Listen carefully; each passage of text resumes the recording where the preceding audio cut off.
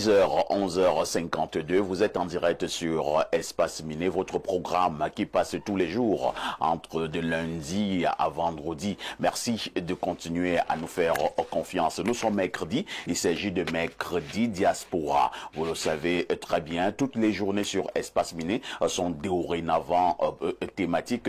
Ce matin, comme d'habitude tous les mercredis, nous parlons donc de ces Camerounais qui vivent à l'étranger, de ces Camerounais que l'on appelle la diaspora. Et ce matin, une problématique nous intéressera.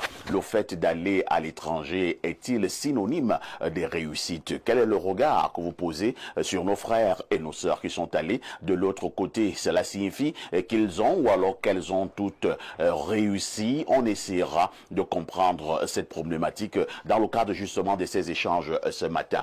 Toujours dans le cadre de votre programme, on accueillera comme cela se doit tout à l'heure la très étincelante Claudia pour une balade informationnelle. Au niveau de nos kiosques, la dénonciation est restée intacte, comme vous le savez également. Cette dénonciation qui restera, ce fait de société qui vous énerve du nord au sud et de l'est à l'ouest du Cameroun, nous vous disons merci. Et si vous nous recevez 5 sur 5 du côté de l'État de l'étranger, sentez-vous tout simplement privilégié. Le canal 6 et le canal 317 vous appartiennent pour être en direct sur Info TV. Qu'on le veuille ou pas, Info TV, cette chaîne de télévision qui monte et qui monte encore. Et on commence par accueillir ses amis et ses frères. Moubara, bonjour. Bonjour, pasteur ici. Bonjour à ton brillant panel. Le mouvement des franquistes, une fois de plus, est honoré d'être associé à votre plateau. Nous remercions l'institution qu'est Info TV pour le travail de restitution du champ social qu'il fait. Mais nous souhaitons également continuer à appeler les Camerounais à continuer à faire confiance à la nation, continuer à croire en la République et à ne pas céder à toutes ces sirènes-là qui mobilisent les dynamiques de désinformation et de déstabilisation, de manipulation pour créer un chaos politique au Cameroun. Vous dites non à la déstabilisation. Bien évidemment. Non au chaos. Nous sommes un mouvement qui parle d'abord de paix et d'unité nationale. Donc nous sommes contre tous ces acteurs-là qui rêvent faire la politique à travers le chaos, à travers la déstabilisation. Merci Moubarak, je souligne que vous faites partie justement du mouvement franquiste. Vous soutenez Franck Emmanuel Biya, le fils du chef de l'État du Cameroun. Merci d'être là ce matin. En face de vous, on accueille Lupaul Toua. Lupaul Toua, bonjour. Bonjour Jules, merci une fois de plus de m'inviter ce matin. Vous avez dit bonjour qui? Bonjour, parfait. Toutes mes excuses parce que je suis habitué à d'autres plateaux. Et, bon, dans tous les cas, bonjour, parfait. Bonjour à votre riche panel. Merci de m'inviter ce matin pour pouvoir échanger avec vos millions de téléspectateurs dans le monde. Je crois qu'ils vont nous suivre avec beaucoup d'attention ce matin parce que j'ai plein d'amis dans la diaspora qui ont commencé à se manifester. En fait, on a un débat depuis 2 jours qui nous agite. Il s'agit de quoi? J'ai publié un article sur ma page Facebook qui parle un peu de la succession au Cameroun. Et j'ai donné un nom. Et beaucoup ça en offusque, beaucoup posent des questions. Pourquoi est-ce que... Bon, j'ai des arguments qui plaident à la faveur de la personne à qui mon choix est porté. C'est une personne qui est au poste le plus sensible au Cameroun depuis 14 ans.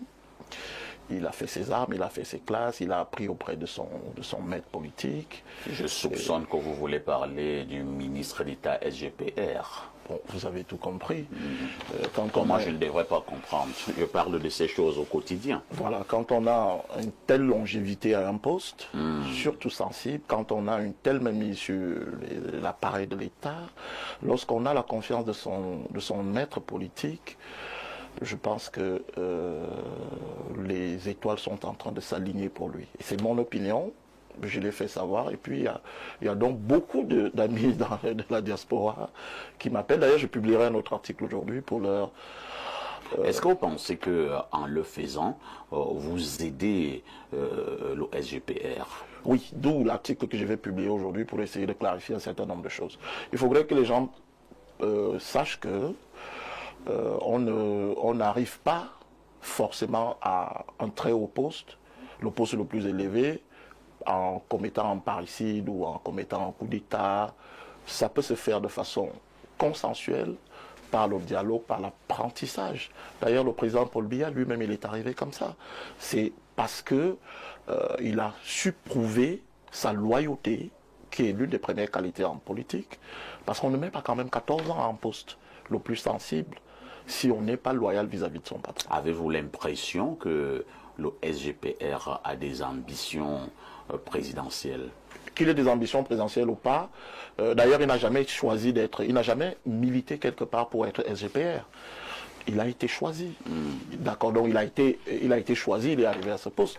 Et lorsque la Providence vous choisit, vous n'avez pas besoin d'avoir d'ambition. Pourquoi vous voulez forcer le SGPR à avoir ce genre d'ambition? Non, ce n'est pas une question de... Vous savez, monsieur... Vous êtes en train de forcer la main au SGPR? Non, pas du tout. Moi, je l'ai suivi dernièrement, il disait tout le monde derrière le président de la République, Oui. son Excellence Paul Biya. C'est son maître politique. C'est son maître politique, c'est lui qui l'a façonné. C'est lui qui l'a sorti de là où il était pour le mettre à la place où il est. D'accord? Donc il n'est pas ici question qu'il le bouscule. D'ailleurs, il continue à travailler. Vous avez vu, il est sur le terrain, il mouille le maillot. Il mouille Et le que maillot. répondez-vous à ceux qui peuvent être classés dans la classe des détracteurs, hein, qui pensent qu'il est une personnalité plus ou moins controversée? Ben, quand on est un homme public, on a des laudateurs, on a des admirateurs, on a aussi des ennemis, on a des adversaires. D'accord? Mais maintenant, c'est le cap qu'on se fixe. C'est la loyauté qu'on a vis-à-vis de ceux qui vous ont qui ont permis à ce que vous ayez accès à un certain nombre de choses. C'est la compétence que vous avez qui font de vous un homme d'État. D'accord? Rappelez-vous que le président Paul Biya ne faisait pas l'unanimité en 1980. Il avait des adversaires farouches, comme les Zimvodo, tout ce que vous connaissez. Mais il était resté loyal vis-à-vis de son maître politique. Il était resté compétent, il était resté distrait.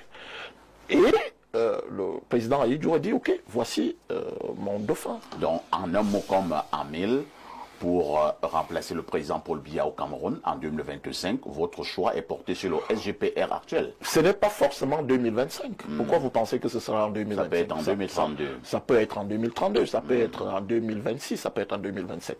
Parce que les gens se focalisent... Est-il disqualifié pour 2025? Le président de la République? Le SGPR? Non, il est au travail. Il est dans sa mission régalienne. D'accord? Donc, il va aller jusqu'au bout de la mission que lui confie son maître politique. Merci, Louis-Paul Toa, pour parfait. cet entretien d'un autre genre ce matin. Je souligne que vous êtes chef d'entreprise. Merci. Et pour marquer quelque chose, le monde de l'entreprise, le monde de l'entrepreneuriat, le monde des affaires n'est pas très loin du monde politique. Et d'ailleurs même, c'est le monde des affaires qui influence souvent le monde politique. Naturellement. En face de vous, nous accueillons un médecin expert dans la médecine chinoise. Lui, c'est Yves Oleme, fait précéder de docteur. Bonjour et bienvenue au programme. Bonjour mon cher parfait, et bonjour aux différents panélistes qui sont là. Comment vous allez? Je vais très bien, je vais très bien. J'ai pas l'habitude de venir ici. Tout à fait. Habituellement, vous êtes là les vendredis. Et très heureux d'être ici ce matin. Vous retrouvez la chaîne de l'heure et la chaîne du futur aussi. La chaîne qui monte. Et qui monte encore. Et qui doit monter. Et un petit coucou également à votre président directeur général. Monsieur Dieudonné Van. Oui, que je n'ai pas rencontré depuis, je ne le connais pas, mais il semble qu'il me connaît bien. Tout à fait, puisqu'il te regarde à la télé. Il me regarde à la télé et il m'envoie souvent également de gros malades. Tout à fait, des patients. Des patients.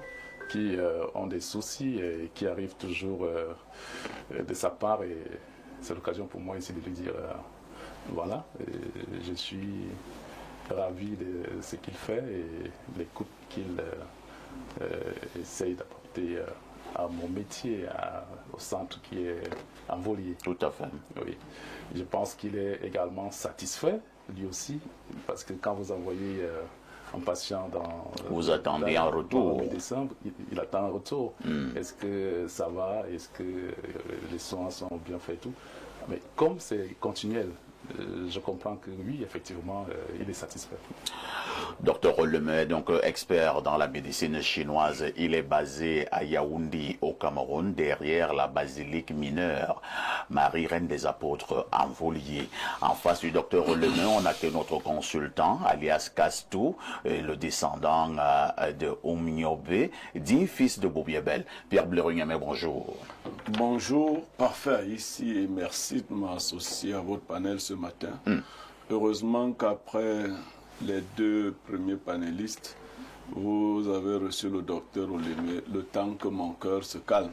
Ah bon? Votre cœur avait quel problème? Oh. Donc il a dit d'autres choses et tout ça. Ça m'a donné le temps de me calmer. Qu'est-ce qui vous amène à vous calmer? Entendez-vous, hein? Soit c'est Franck Biya, soit c'est le Mineta Ngongo.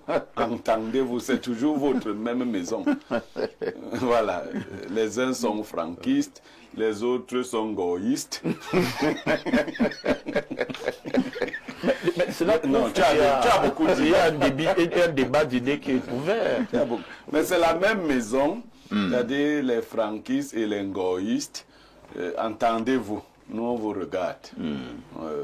Vous avez déjà passé 50 ans au pouvoir. Bon, Franck a 50 ans et quelques. Je crois que Ferdinand n'est pas très loin de là aussi. Bon. Si on doit encore vous donner 50 ans, parce que vous ne mourrez pas vite dans votre parti. Oh là là. Et vous êtes comme les crabes, quand vous vous accrochez, vous ne lâchez plus. Voilà, donc, Franck a encore au moins 50 ans de vie, Ferdinand aussi. Si l'un d'entre eux doit prendre le Cameroun, c'est pour l'an 2085. donc de 2035 en 2085. 2025 en 2085. Ben de toutes les façons, mon point de vue, c'est que tous les hommes d'État n'ont pas forcément vocation à devenir chefs d'État. Tous les hommes d'État n'ont pas forcément vocation à devenir chef d'État. Il y a des conditions objectives et des conditions subjectives. Il ne fait pas de doute que le Mineta SGPR est un homme d'État. Nous en avons quelques-uns au Cameroun. Maintenant, ce passage à chef d'État, c'est tout autre chose. Il y a beaucoup d'éléments qui rentrent en ligne de compte. Il y a des transactions politiques et politiciennes qui pourraient rentrer en ligne de compte. Il y a des compromis et des compromissions qui pourraient rentrer en ligne de compte. Des compromissions. Oui. Il y a par exemple, vous voyez, la longévité du président Paul Biya est due, entre autres, à une compromission majeure. Ce que j'ai baptisé l'hypocrisie sociale. C'est-à-dire que le président Paul Biya, pendant tout son magistère, a refusé de parler de certains sujets qui fâchent. Il les a laissés comme ça. Donc tout le monde sait qu'il faut dire quelque chose ici. Lui dit qu'il ne dit rien là-dessus. Voilà. Donc, merci. Merci Pierre Blériot. Vous allez d'ailleurs garder le microphone cette fois-ci. Vous nous livrez la sagesse de ce matin. La sagesse de ce matin qui dit « Celui qui court après le vent finit par s'essouffler, mais celui qui l'apprivoise avance sans effort. » On peut reprendre. Celui qui court après le vent finit par s'essouffler, mais celui qui l'apprivoise avance sans effort. Ça veut dire quoi? Ça veut dire qu'il ne sert à rien de vouloir tout contrôler. Il faut quelquefois observer, comprendre et utiliser le mouvement naturel et les événements pour avancer. Il ne faut pas toujours vouloir prendre les choses du premier abord vouloir les soumettre, quelquefois il faut suivre la direction. Merci Pierre Blériot pour ces éternelles sagesses matinales. À tout de suite pour la suite.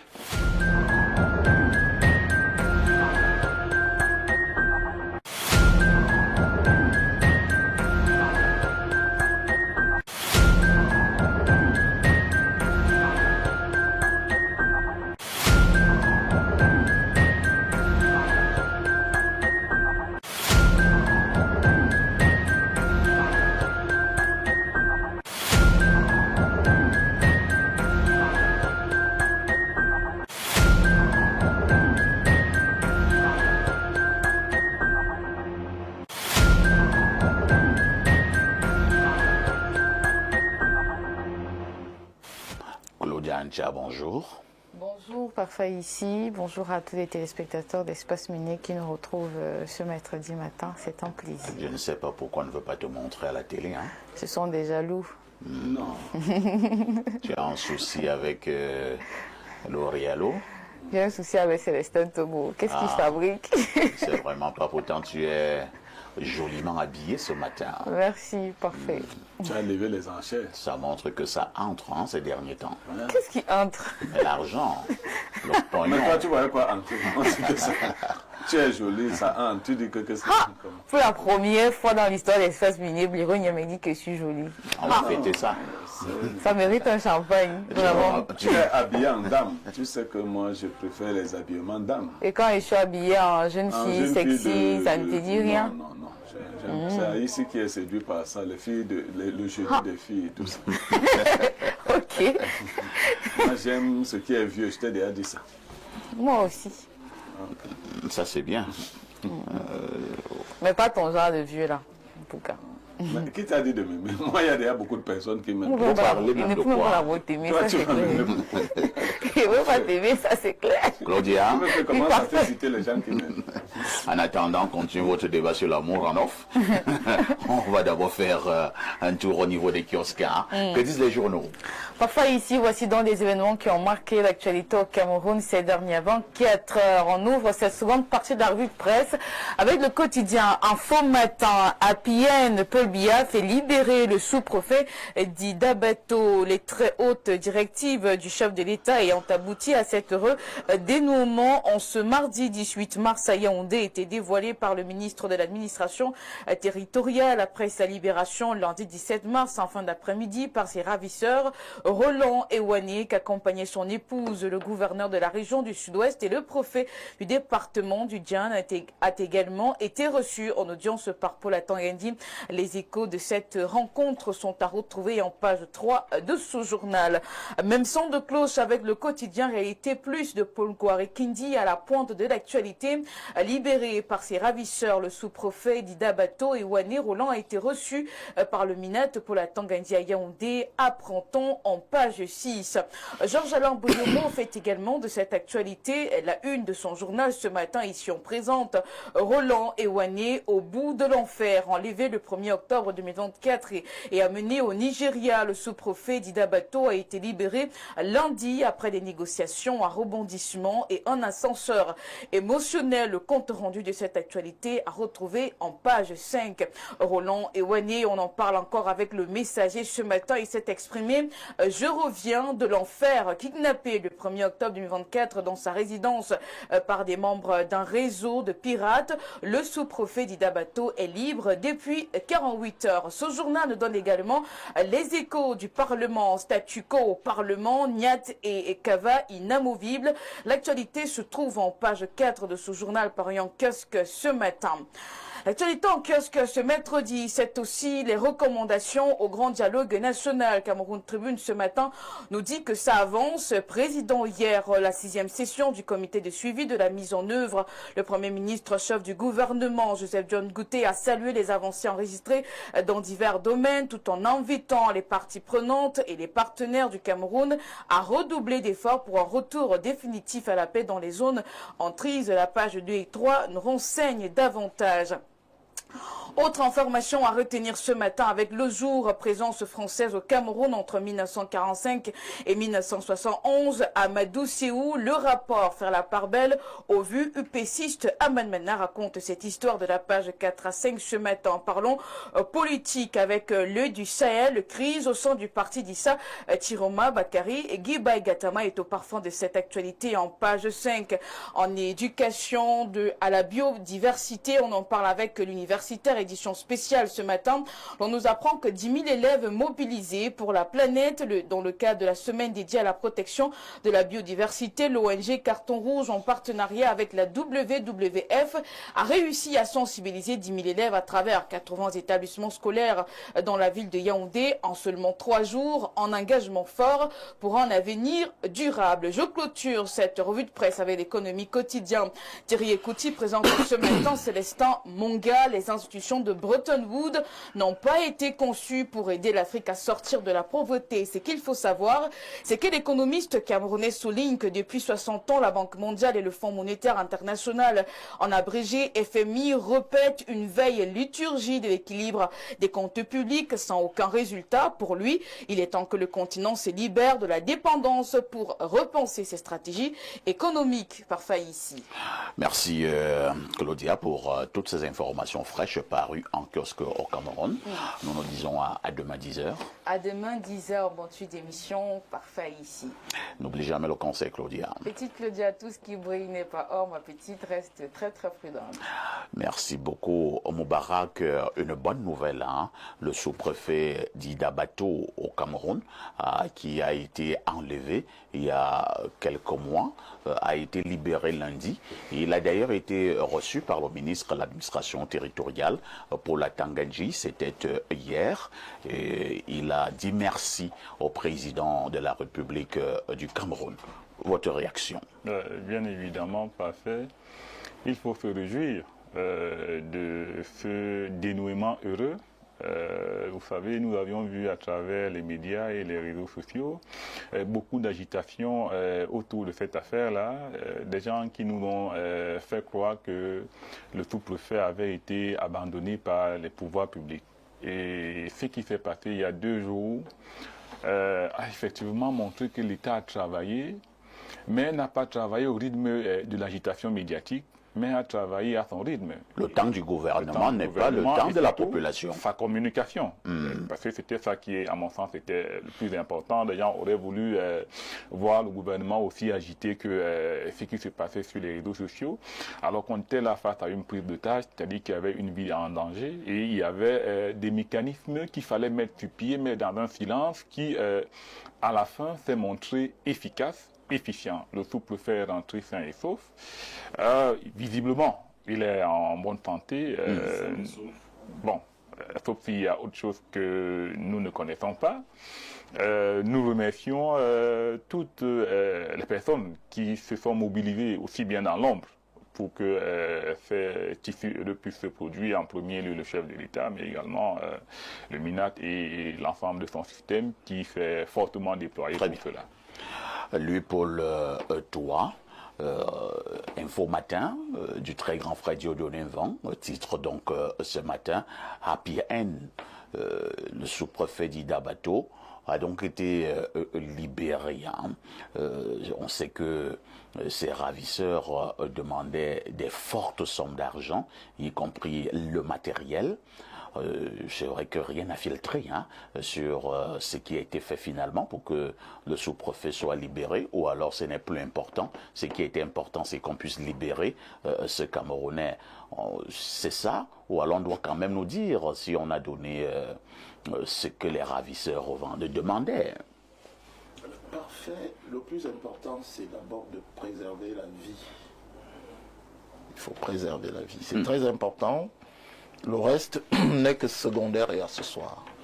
C'est vrai que la ligne de l'État du Cameroun est claire. On ne paye pas de rançon. On ne paye pas de rançon.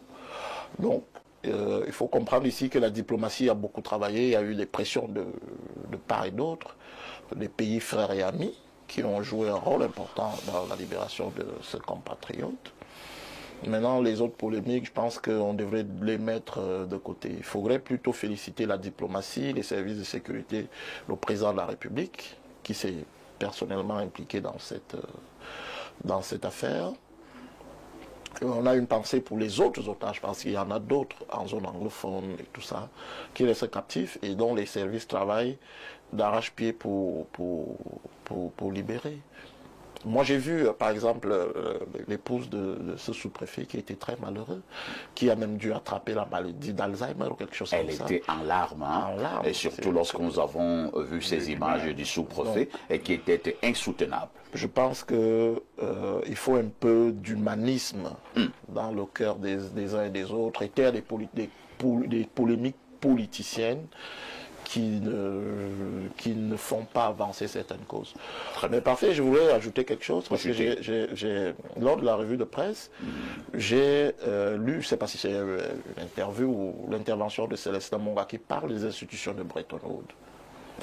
Mais je vais vous dire quelque chose parfait, c'est que c'est une musique que nous entendons depuis très longtemps et qui ne fait pas avancer l'Afrique. Quelle musique?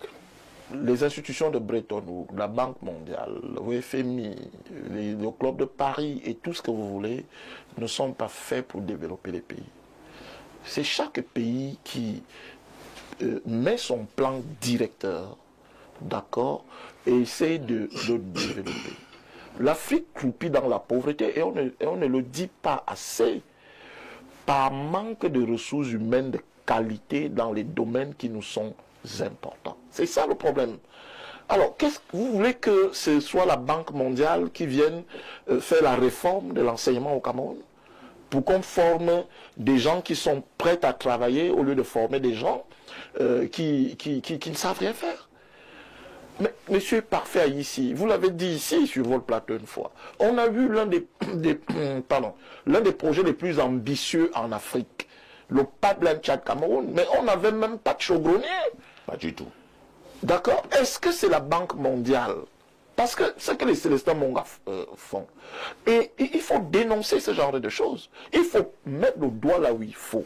Il faut des réformes structurelles pour les États africains. Et tous les pays en Afrique qui ont fait des réformes profondes dans le secteur de l'enseignement, dans le secteur de l'éducation, de la santé, ont vu leur pays décoller avec les mêmes acteurs que sont la Banque mondiale et autres. Monsieur Parfait ici, je vous prends un exemple. Vous êtes employé à Info TV. Alors, si vous allez voir votre banquier, vous lui dites, prêtez-moi 5 millions parce que j'ai un projet. Je veux construire une maison pour peut-être mettre en location ou je ne sais pas quoi. Le banquier vous donne 5 millions, mais il n'est pas derrière vous pour vous surveiller. Vous prenez les 5 millions, vous allez vous asseoir dans un bar avec des petites, comme Claude Yancha. Vous finissez de manger tous vos 5 millions. Quelle est la responsabilité du banquier là-dedans? Le banquier n'a aucune responsabilité. La responsabilité vous incombe. Mais par contre, si vous prenez les 5 millions et que vous les investissez à bon escient et ça produit des intérêts, vous avez gagné quelque chose. Merci. Hein. Apparemment, Moubara n'est pas d'accord avec ce que vous dites. Pas que je suis contre ce qu'il dit. D'abord, sur le premier postulat, il a entièrement raison. Il faut reformer le système éducatif. Mais pour moi, c'est plutôt l'exemple du banquier qui n'y va pas très bien. Parce que lorsque les institutions de Bretton Woods nous donnent de l'argent, ils ne te limitent pas à nous donner et te laissent faire ce que tu veux faire avec. Ils suivent. Ils te disent ce que tu vas faire avec cet argent. Et parfois, c'est là le problème. Parce que les recommandations, les conditionnalités des institutions de Bretton Woods ne tiennent pas souvent en compte des réalités locales des prêteurs. C'est d'abord ça le cœur du problème. Et encore maintenant que, en plus de cette mépris des réalités locales-là, il y a une corruption qui est devenue endémique, qui font que non seulement on prête pour investir sur des secteurs qui ne sont pas véritablement porteurs de développement, mais ceux qui sont encore censés gérer ces fonds prêtés-là estiment même que pour ces secteurs-là, ça ne va pas, il faut encore les affecter à d'autres poches qui sont généralement des poches privées. Donc c'est ce que je voulais ajouter. Non, je vous prends un exemple. Vraiment, très rapidement. C'est pas un débat non, c'est pas un débat israélien. Vraiment, en une minute au colon, nous allons passer à autre chose. Ce sont des sujets très importants. Moi, je vais vous poser une question. Quelle était l'opportunité pour l'État du Cameroun de créer 4 universités en plus? c'est quoi l'opportunité? Alors qu'il y a déjà, il y a des milliers, il y a des centaines d'étudiants qui quittent déjà le système sans pouvoir travailler. Ce que l'État aurait dû faire. Ce qu'il faut reprocher à l'État, ce n'est pas de créer 4 universités en plus. C'est une bonne chose de créer des universités. Mais c'est l'orientation qu'on a donnée à ces universités-là qui est reprochable. Parce que lorsqu'on a créé des nouvelles universités, on essaye de rapprocher l'éducation des zones les plus reculées comme l'Est, l'extrême nord et tout ça, c'est bien. Mais quand on va encore là-bas pour reproduire les mêmes curricula d'enseignement qui n'ont pas produit des travailleurs, mais plutôt des chômeurs au sud, ça ne sert à rien. Mais c'est pas la Banque mondiale. C'est pas vous irez à la Banque mondiale, vous leur direz nous avons besoin d'infrastructures. Merci. Pour construire l'université de Berthois. Merci, cher ami. Monsieur Léopold Toa, je vais vous inviter, lorsqu'on parlera du rôle des institutions de Bretton Woods sur ce plateau, certainement vous apporterez votre expertise. Avec l'accord des téléspectateurs, nous marquons encore une autre touche pause.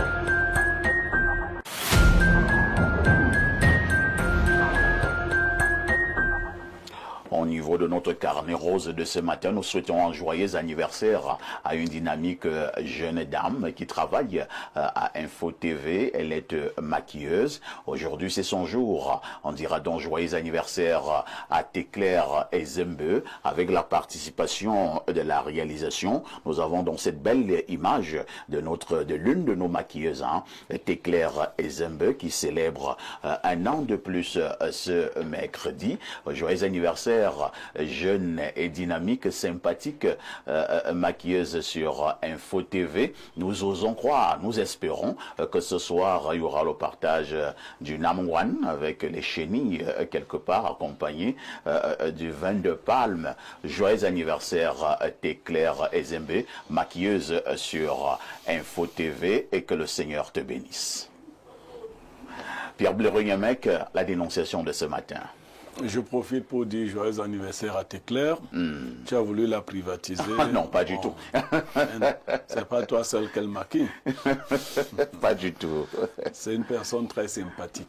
Alors, la dénonciation de ce matin veut attirer l'attention des commerces sur un certain nombre de pratiques qui reprennent cours dans nos villes. Il y a des faux agents. Faux, entre guillemets, parce que même lorsqu'ils sont des agents de l'administration, ils se déplacent dans les commerces sans mandat, sans ordre de mission. Ils arrivent, ils se présentent comme étant soit des impôts, soit du ministère du commerce.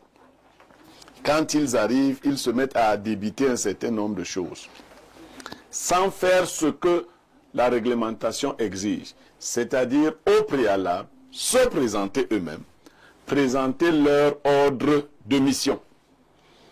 J'ai surpris quelques-uns qui passent le temps à dire nous on veut le carburant. On dit mais nous sommes ici pour mettre le carburant. Voilà, vous voyez notre voiture garée là et vous nous demandez l'ordre de mission alors que vous voyez là, ils font tout pour s'habiller en veste. Voilà. Ils sont souvent avec une dame qui est plus nerveuse que les hommes. Elle est à côté avec les papiers. Soit c'est pour écrire les contraventions, soit c'est pour sceller et tout le reste. Parfois ici, à cause de cette pratique qui est mal organisée, certains faux agents, faux maintenant totalement, se sont aussi organisés. C'est-à-dire on fait un groupe de chômeurs entre nous, parfait un peu imposant. Je prends un costume, je prends mon baraque parce que toi, lui parle beaucoup. Là, il ne faut pas parler beaucoup. Il faut arriver, on est là pour un objectif. C'est l'argent. Moi-même, je me mets devant. Et moi qui suis devant, c'est moi qui menace de... Il faut toujours une femme dans le groupe pour que ça ait l'air sérieux. Parce que vous savez, dans notre mentalité, on respectait tellement les femmes. Tous les groupes de bandits maintenant comprennent que pour appâter facilement les gens, il faut y adjoindre une femme. Elle est souvent de teint, un peu comme Moubarak. Bon. Non, je vois, j'aime mettre un peu d'humour, mais c'est une pratique dont se plaignent beaucoup de commerces. Et beaucoup de naïfs payent. Pour deux bonnes raisons. La première raison, c'est que beaucoup aussi ne sont pas en règle.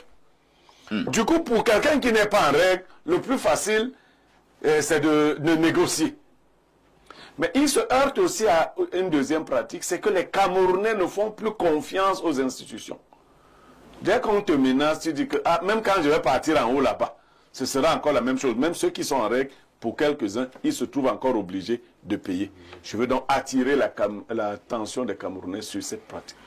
Donc, il s'agit des faux agents qui passent donc au niveau des marchés, ou bien au niveau des boutiques, comment on appelle, les brocantes, tout ce qui est commerce. Ils sont faux de deux façons. Ils sont de vrais faux, c'est-à-dire qu'ils sont totalement faux. Mais il y en a aussi qui se mettent en mission eux-mêmes, sans ordre de mission. Docteur Olémé, votre commentaire. Le commentaire, nous allons dire que c'est en partie lié au comportement d'une certaine catégorie de Camerounais. Oui, nous savons que il y a certainement 20 ans en arrière, le Camerounais était un homme respecté, digne, sérieux. Mais il s'avère que depuis vraiment un certain temps, on ne fait plus confiance aux Camerounais. Oui, c'est-à-dire même celui qui vient véritablement, comme Bléo l'a dit, qui est un agent reconnu, n'est-ce pas, d'une quelconque administration, on aura toujours des doutes. D'abord parce que quand on fait ce paiement-là, est-ce que cet argent va directement dans les caisses de l'État ? C'est la question que les Camerounais qui sont donc propriétaires, n'est-ce pas, des espaces de commerce se posent. Oui. Mais heureusement qu'à un certain niveau, par exemple au niveau des impôts, il y a des guichets uniques et autres, et un certain contrôle. Mais que faire? Il est question d'abord d'être en règle quand on ouvre un commerce quelconque. Il est question d'être en règle. Quand on est en règle, on n'aura pas ce voyou-là, ce mendiant, ce voleur qui se lève chaque jour pour perturber, n'est-ce pas, les espaces de commerce, pour perturber les structures. Il faut être en règle, moi je dis. Parce que... ça n'est pas ceux qui sont en règle, hein. Oui, mais quand on est en règle, n'est-ce pas, et vous avez votre... il ne faut pas avoir peur, n'est-ce pas, de l'agent qui vient vers vous. C'est ça. Vous avez, n'est-ce pas, un espace de commerce ou une structure quelconque. Quand vous êtes en règle, vous recevez, n'est-ce pas, les agents qui viennent vers vous. Et la vérité est que, Blériot, c'est difficile de trouver un Camerounais en règle. Hein. C'est difficile. Surtout même ceux qui sont qui font dans ce domaine-là, qui ont des boutiques, qui ont des brocantes, qui ont vraiment sur 100 brocantes au Cameroun, combien sont en règle? Très peu, ça il faut le reconnaître. Et oui, mais je dis que ça n'épargne même pas ceux qui sont en règle. Mais et voilà donc pourquoi le docteur Ole me dit que si tu es donc en règle, pourquoi tu dois donc payer? Tu ne dois pas payer. Non, mais c'est parce que le problème c'est que le système voudrait bien que les gens ne soient pas en règle. Ah bon? Ah ben si, pour que l'épée de Damoclès pèse, pour que les gens puissent toujours... C'est dans ce système-là que tu voudrais trouver tes futurs présidents. Hein. Non, il faut réguler. Parce que, voyez-vous, cela ne pose pas seulement de problème, ce n'est pas qu'avec les commerçants. Prenez les taximens, les mototaxis, ils sont en règle, mais ils donnent ses papiers au policier, le policier... Non, un mototaximan ne peut... Même le premier mototaximan du Cameroun, Paul Biya, non, un mototaximan ne peut pas être en règle. Non, Jean-Paul, toi, tu parles de quoi? Non, pas au niveau des infractions. Il y a même un grand problème au Cameroun. Les mototaximens n'ont pas de permis. Ça commence par là. C'est-à-dire, c'est connu dans le monde entier. Non, pas tous. Non, je dis en 95, nous n'avons même pas de permis. Nous-mêmes qui avions des véhicules. Oui. Moi, je suis toujours d'accord. Moi, si Même je quand vous dis- quand vous êtes à... Moi, des personnes ne peuvent On est m'interpeller. toujours en règle, parce que chez nous, au moins, il n'y a pas beaucoup de Est-ce que de ta boîte à papier. pharmacie est... D'accord. Mais le policier te dit, mon frère, c'est pas... Non, bon, allez, comment un policier peut me dire Donc, moi que... Vous comprenez que il y a des choses qui sont faites. Parce que si vous voulez que tout le monde soit en règle, la première des choses, c'est de recenser. De recenser, de faire une pédagogie, de former même les gens. Parce qu'il faudrait que les gens sachent pourquoi est-ce qu'ils payent même l'impôt. À quoi sert leur impôt. D'accord? Donc, il faut une certaine pédagogie de l'administration. L'administration n'est pas que répressive. C'est répressif. L'administration doit aussi jouer un rôle de pédagogue. D'accord? Très bien. Parce que ce phénomène dont parle Blériot, je dis, on l'observe sur toutes les strates de la société. Que ce soit sur les marchés, allez même dans les ministères. Vous allez vous rendre compte que votre dossier va marcher parce que vous avez glissé quelque chose. C'est connu. Très bien. Moubarak, nous avons donc affaire à ces faux agents qui circulent, qui prennent d'assaut des marchés ou alors des endroits. On peut trouver des boutiques, bref, partout où il y a quelque chose à vendre. Ils viennent là, ils menacent de fermer. Et Blériot a dit qu'il y a deux catégories. Il y en a effectivement qui sont des vrais agents, c'est-à-dire qui travaillent normalement dans une administration. Mais qui font aussi le mauvais travail sur le terrain. Et il y a également même vraiment des faux, alors vraiment le faux du faux. Il travaille dans aucune administration. Il a dit là que bon, comme parfois il est corpulent, bon, on le met devant, il met la veste, donc il est imposant. On prend l'autre, on dit que bon, lui, il parle bien. On prend une femme pour montrer que c'est sérieux, parce qu'il y a quand même une femme ne peut pas être là pour aller arnaquer. Elle ne travaille nulle part, hein, mais elle-même se constitue en contrôleur, et c'est comme ça qu'ils estorquent de l'argent. Que faut-il faire face à ce genre d'agents? Bon, parfait, les responsabilités sont partagées. Oui. Vous savez, j'ai souvent dit dans beaucoup de médias que sans le corrupteur, il n'y a pas de corrompu. C'est clair. Ça veut dire qu'en réalité, quand ces gars-là vont opérer, si je préfère utiliser le terme d'opérer, quand ils vont opérer sur le terrain, ils ont en conscience le fait que quand ils vont arriver, ils vont trouver des personnes qui sont en situation d'irrégularité et qui seront tentées de négocier leur irrégularité. Ça encourage donc cette propension-là. C'est ça qui crée le business. Alors, s'ils arrivent à trouver des populations qui ne sont pas réceptives, parce qu'elles sont en règle, ça diminue les chances que leur entreprise prospère. Mais lorsqu'elles arrivent sur le terrain, trouver que tout le monde est a presque développé une propension élevée à la corruption. Tout le monde veut tenter quelque chose pour ne pas se mettre en règle. Effectivement, ça passe. Donc, ça, pour moi, c'est le premier niveau de responsabilité. Mais maintenant, il y a que ceux qui sont censés faire le contrôle. Nous avons quand même tout un ministère de contrôle supérieur de l'État qui est censé faire cela. Nous avons la CONAC, nous avons également même les forces de l'ordre. Bon, alors... Quand tu es perdu, parce que quelques-uns sont même encore, ils accompagnent encore cette affaire-là. Donc, lorsqu'on est... Des fois, ces agents-là sont accompagnés même des forces de l'ordre. Et après, il y aura des...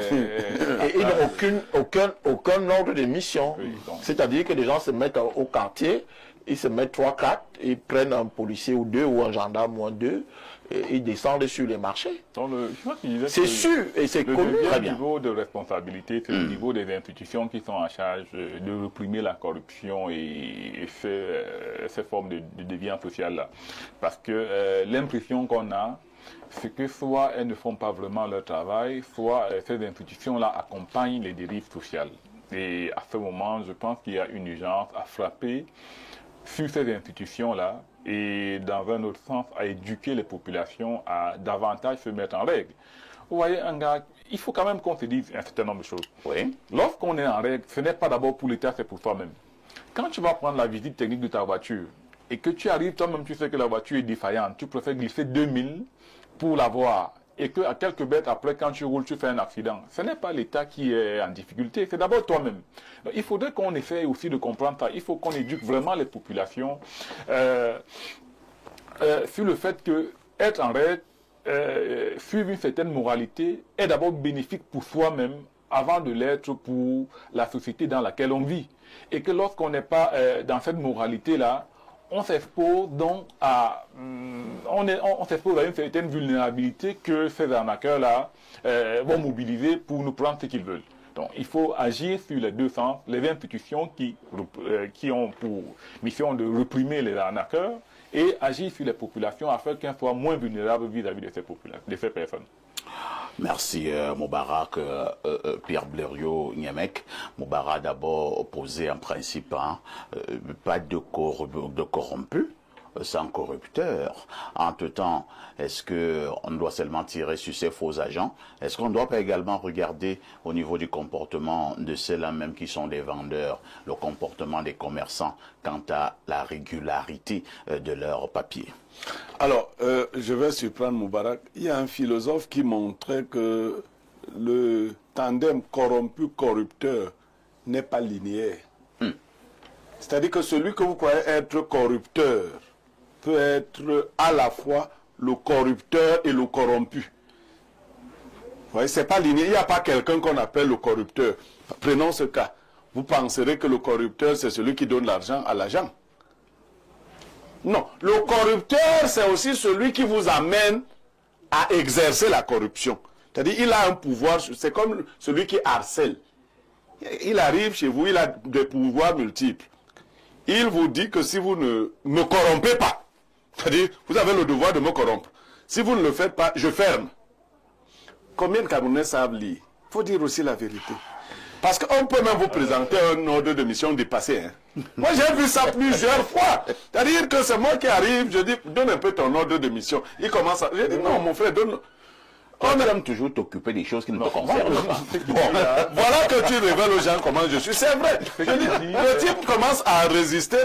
J'insiste. Et tu vois que son ordre de mission, c'était du 22 au 27 février. Et vous étiez déjà quel... Nous sommes au mois de mars. Et lui, il balade toujours cet ordre de mission. Et puisque l'ordre est signé, quand toi tu vois seulement ça, tu ne vas même...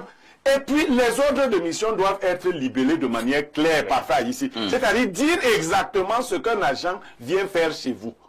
Même le policier, quelqu'un ne peut pas venir tout fouiller chez vous. Mais même les perquisitions, dans une perquisition, les procureurs, on dit ce qu'on vient rechercher. Quelqu'un ne peut pas venir chez vous, il commence à démonter les WC et tout ça, il dit qu'il fait la perquisition, il cherche si les femmes ont déjà envoyé les serviettes hygiéniques. Non! Il faut que la perquisition, c'est le cas de la perquisition. C'est pour cela que lorsque vous trouvez autre chose que ce qui est dans votre ordre de perquisition, vous signalez, ça c'est une trouvaille incidente. Donc, je dis que il y a un seul individu qui est corrompu, qui vous oblige, de par son pouvoir, à le corrompre. Oui. Il y en a même qui vont plus loin, parfait. Il entre dans une boutique, il prend les choses, il met dans son sac. Ah bon? Oui. Il dit que ça, c'est pour le ministère du Commerce. Mais je dis que de toutes les façons, il ne te donne même pas la charge de le corrompre. Ce qui crée cette vulnérabilité-là, c'est la position irrégulière du commerçant. Je le dis parce que je suis d'abord commerçant. C'est-à-dire que... Tu es commerçant et intellectuel, il faut ajouter. Oui, peut-être. Oui, ça joue. Parce que les gars n'aiment pas les gens qui parlent beaucoup français. Non. Quand tu commences à trop parler, il dit que bon, moi je parle. Ok, nous allons lire les nombreuses préoccupations de nos téléspectateurs à travers le monde. Bonjour le plateau. Les impôts du Cameroun, que tu sois en règle ou pas, ils trouvent toujours un motif pour te coller. D'abord, une comme moi, je ne négocie pas avec vous, trop de mendicité, surtout les impôts de... Elle donne un quartier là. Elle donne le nom d'un département. Hein. On va sauter. Alors on prend un autre message. Bonjour à vous, grand sac de modérateurs. Je soutiens remarquablement les prises de position de Pierre Blériot. Très belle thématique du jour. Merci et bonne suite d'émission. Bonne journée, c'est Pascal et Somba. Autre message ce jour, bonjour au titan du micro. Oh là là, le message est parti, hein. On prend un autre. Bonjour parfait, c'est Étienne Marcel depuis Etomeki. Bonjour également à tes invités sur le plateau et un bonjour spécial à mon grand frère Niemek, avec qui je ne partageais pas les interventions sur la FECAFOOT, mais à force de voir les choses, j'ai compris que j'étais juste fanatique, alors que lui, il était objectif. Beaucoup de courage à lui et à ton émission. Pour la dénonciation de ce matin, le premier problème est que certains commencent... peut-être vous voulez dire certains commerçants ne connaissent pas leurs droits et la plupart ne sont pas en règle, d'où ce phénomène que nous observons. Bonne émission à vous. Autre message ce jour, allons au plus 971 ans. Il s'agit de quel pays là? Alors, mon téléphone dernière génération me dit les Émirats Arabes Unis. Que dit le téléspectateur du côté des Émirats Arabes Unis? Bonjour le plateau. Une fois, ces gens sont venus chez mon frère. Il a simulé un appel à un ami aux impôts. Ces agents ont fui. C'est Henri depuis Dubaï. Et ton frère n'est pas sérieux, c'est un bandit. Autre message ce jour, bonjour au titan du micro et à ton riche panel. Un bonjour particulier au grand sage Blériot concernant la dénonciation de ce matin. Parfait, cette pratique est de plus en plus récurrente dans notre société et il faut que ça s'arrête. Parfait, j'aimerais savoir si les forces de l'ordre, et bien entre parenthèses gendarmerie, sont habilitées à faire ce genre d'exercice, c'est-à-dire aller dans les boutiques pour demander de l'argent. Bonne journée à vous. Non, il n'y a rien à faire là-bas. Pas pour demander de l'argent. Mais généralement, lors des décomptes, les agents doivent se faire accompagner par des forces de l'ordre pour leur sécurité. Non, et lui n'a pas demandé pour la sécurité. Il a demandé pour demander demander de l'argent, là, c'est pas comme ça. Et il y a un téléspectateur qui nous envoie un message à partir du 241, c'est le Gabon. Salut parfait ici, le Samuel Eto'o de la modération. Jouer quand il joue au ballon. S'il te plaît, ma femme me fatigue avec cette histoire de Bernardo Basson, parfait tous les jours. Quand je regarde Espace Miné, elle me demande où est-ce qu'il est passé, pourquoi il ne vient plus. Parfait, je t'assure, elle l'aime plus que moi, son mari. S'il te plaît, ramène-le, sinon, bientôt, elle ne va plus me laisser aller vers son Kosovo. Mais on nous accuse même d'avoir chassé Bernardo. Non, Bernardo est là. Il était d'ailleurs là vendredi. Il est venu nous rendre visite. Il est venu nous rendre visite. Il est venu avec un ami à lui. Ils nous ont apporté des vins. Tout à fait. Voilà. Donc c'est un petit qui connaît ce qu'il doit faire.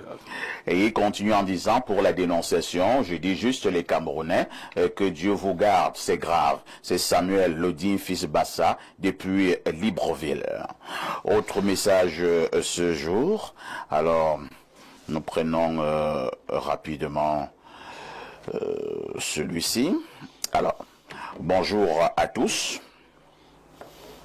Souvent, même tu es en règle quand le contrôle passe, il te demande le carburant. Tu refuses parce que tu es trop en règle, non? Le jour que tu vas oublier d'être en règle, les contrôleurs là vont te montrer la montre. En passant, si M. Niat et M. Cavaille sont restés en poste, alors M. Biya est qui pour laisser les affaires? C'est Aline Dessos. Chacun son problème dans ce pays. Hein? Maintenant, M. Niat et M. Cavaille prennent donc une balle perdue. Non, ils sont un trio. Bon mercredi, Espace Miné. Le problème que pose M. Niemek est pire dans l'arrière-pays. Dans ma première zone d'affectation, à moins de 5 km du Nigeria, un villageois tenant d'une petite boutique qui pensait être en règle s'est vu être obligé de mouiller la barbe des agents lorsqu'on lui a demandé de fournir l'acte de naissance de son point de vente. L'acte de naissance. Il continue en disant, et il avait assuré que c'était une nouveauté. Depuis là, il n'est plus dupe, mais vraiment, ce n'est pas facile de ce côté. C'est Bertrand Amarois qui envoie ce message. Bonjour au panel, merci pour cette thématique enrichissante. Je salue le grand frère Louis-Paul Toit. C'est de la part de Brice Gauthier Mbachou depuis la Totale Jouvence. Tu connais Brice Gauthier? Oui. Bon. Il y a beaucoup de gens qui me connaissent. D'accord. Un autre Merci, message. bonjour à hein. lui, Bonjour à- parfait, comment avoir le contact de Bernardo? J'ai cru entendre qu'il est avocat de sport et mon petit frère doit signer un contrat avec un agent et je souhaite que Bernardo m'éclaire de ses connaissances et de sa sagesse dans le domaine en question. Merci. C'est Yene donc Colmeyan. Appelez-moi après l'émission, hein. Je vous mettrai en contact avec Bernardo. Autre message, lisons peut-être 3, 4 dernières préoccupations. Hein. Allons au plus 49. C'est un téléspectateur de l'Allemagne. Qu'est-ce qu'il dit? Bonjour Espace Miné. La réussite, il faut le dire, dans l'imaginaire collectif des Camerounais, est trop souvent associée à l'exposition des avoirs. Si vous avez et vous ne vous pavanez pas en costume de luxe, n'exposez pas un parking automobile bien garni dans une résidence R+, et il y a très peu de chances que vous soyez vu comme ayant réussi, peu importe comment vous y êtes parvenu. Le porteur des capricieux. Le porteur est capricieux. Et dit le porteur est capricieux. Du coup, eux qui prennent l'avion, que ce soit, je pense qu'il donne son avis sur la thématique. Hein. Du coup, ceux qui prennent l'avion, que ce soit pour des études, du travail, des affaires et autres, on ne veut rien savoir. Vous avez réussi dans l'avion. Il faut dire que aller en Europe depuis l'Afrique date des générations. Ceux qui l'ont fait plus tôt ont rapatrié des fonds, sont revenus en Afrique bourrés de fric et sponsors de charter. Du coup, quand les uns et les autres voient ce que un oncle tel, une tante telle a rapporté, sachant d'où ils sont partis, prendre l'avion, ce n'est pas synonyme de réussite. Prendre l'avion, c'est réussir. Ce n'est que les colonnes de journaux et réseaux sociaux qui viennent ralentir le modèle des réussites par fait mania de certains qui ont réussi en un temps record. C'est vrai que vous dites beaucoup de choses, hein, et c'est dans une incohérence. C'est mélangé. Aristote avait des problèmes avec les textes d'Héraclite, parce qu'Héraclite ponctuait mal ses textes. Vraiment. Il ne mettait pas de virgule, de point. Tu lisais le texte. Aristote le 213 est au rendez-vous, c'est un téléspectateur de l'Algérie. Bonjour perfecto Lombongo Tchobi de la modération.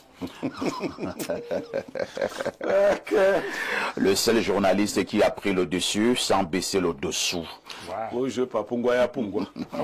L'un des seuls modérateurs qui a pris le haut sans donner le bas.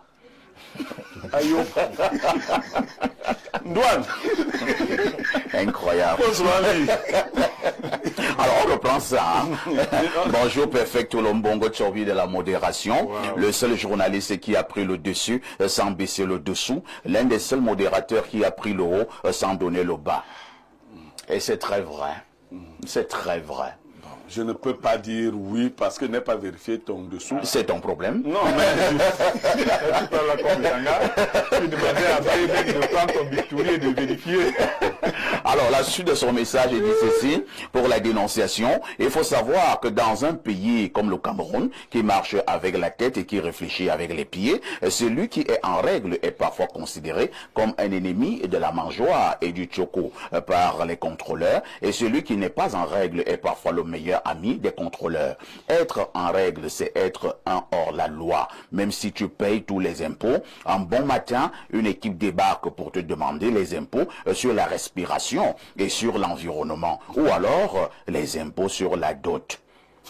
Et quand tu t'opposes, ça devient un autre problème. Du genre, tu as brutalisé les agents des impôts et tu te retrouves facilement en cellule où tu es obligé non seulement de payer les impôts sur la dot, mais aussi en payant le whisky du chef. Les téléspectateurs de l'Algérie sont compliqués. Hein? Une touche fois s'impose.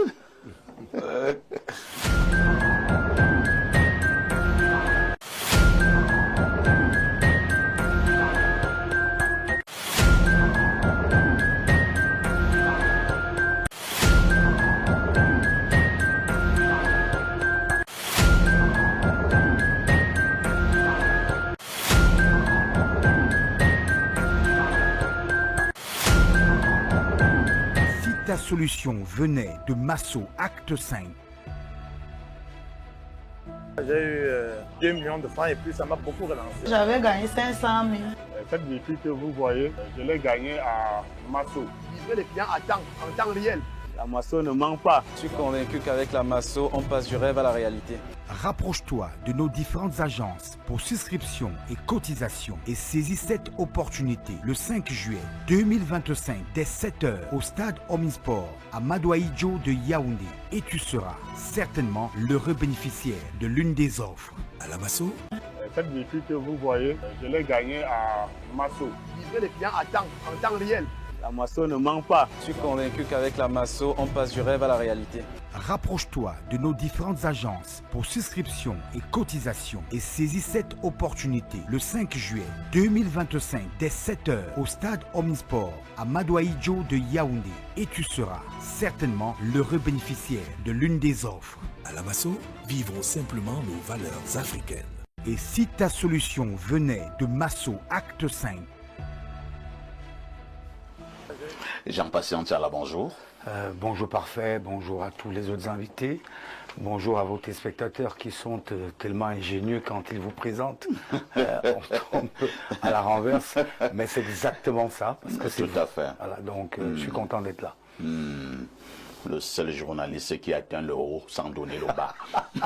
Jean-Pascal, tu sais comment on a vérifié son bas. J'ai pas vérifié, j'en sais rien, mais je m'en tiens à ce que dit le téléspectateur. Je me dis, peut-être qu'il sait de quoi il parle. C'est moi, je peux approcher de son bas que toi. Donc tu peux confirmer que... On parle de vos déclarations. Et ça fait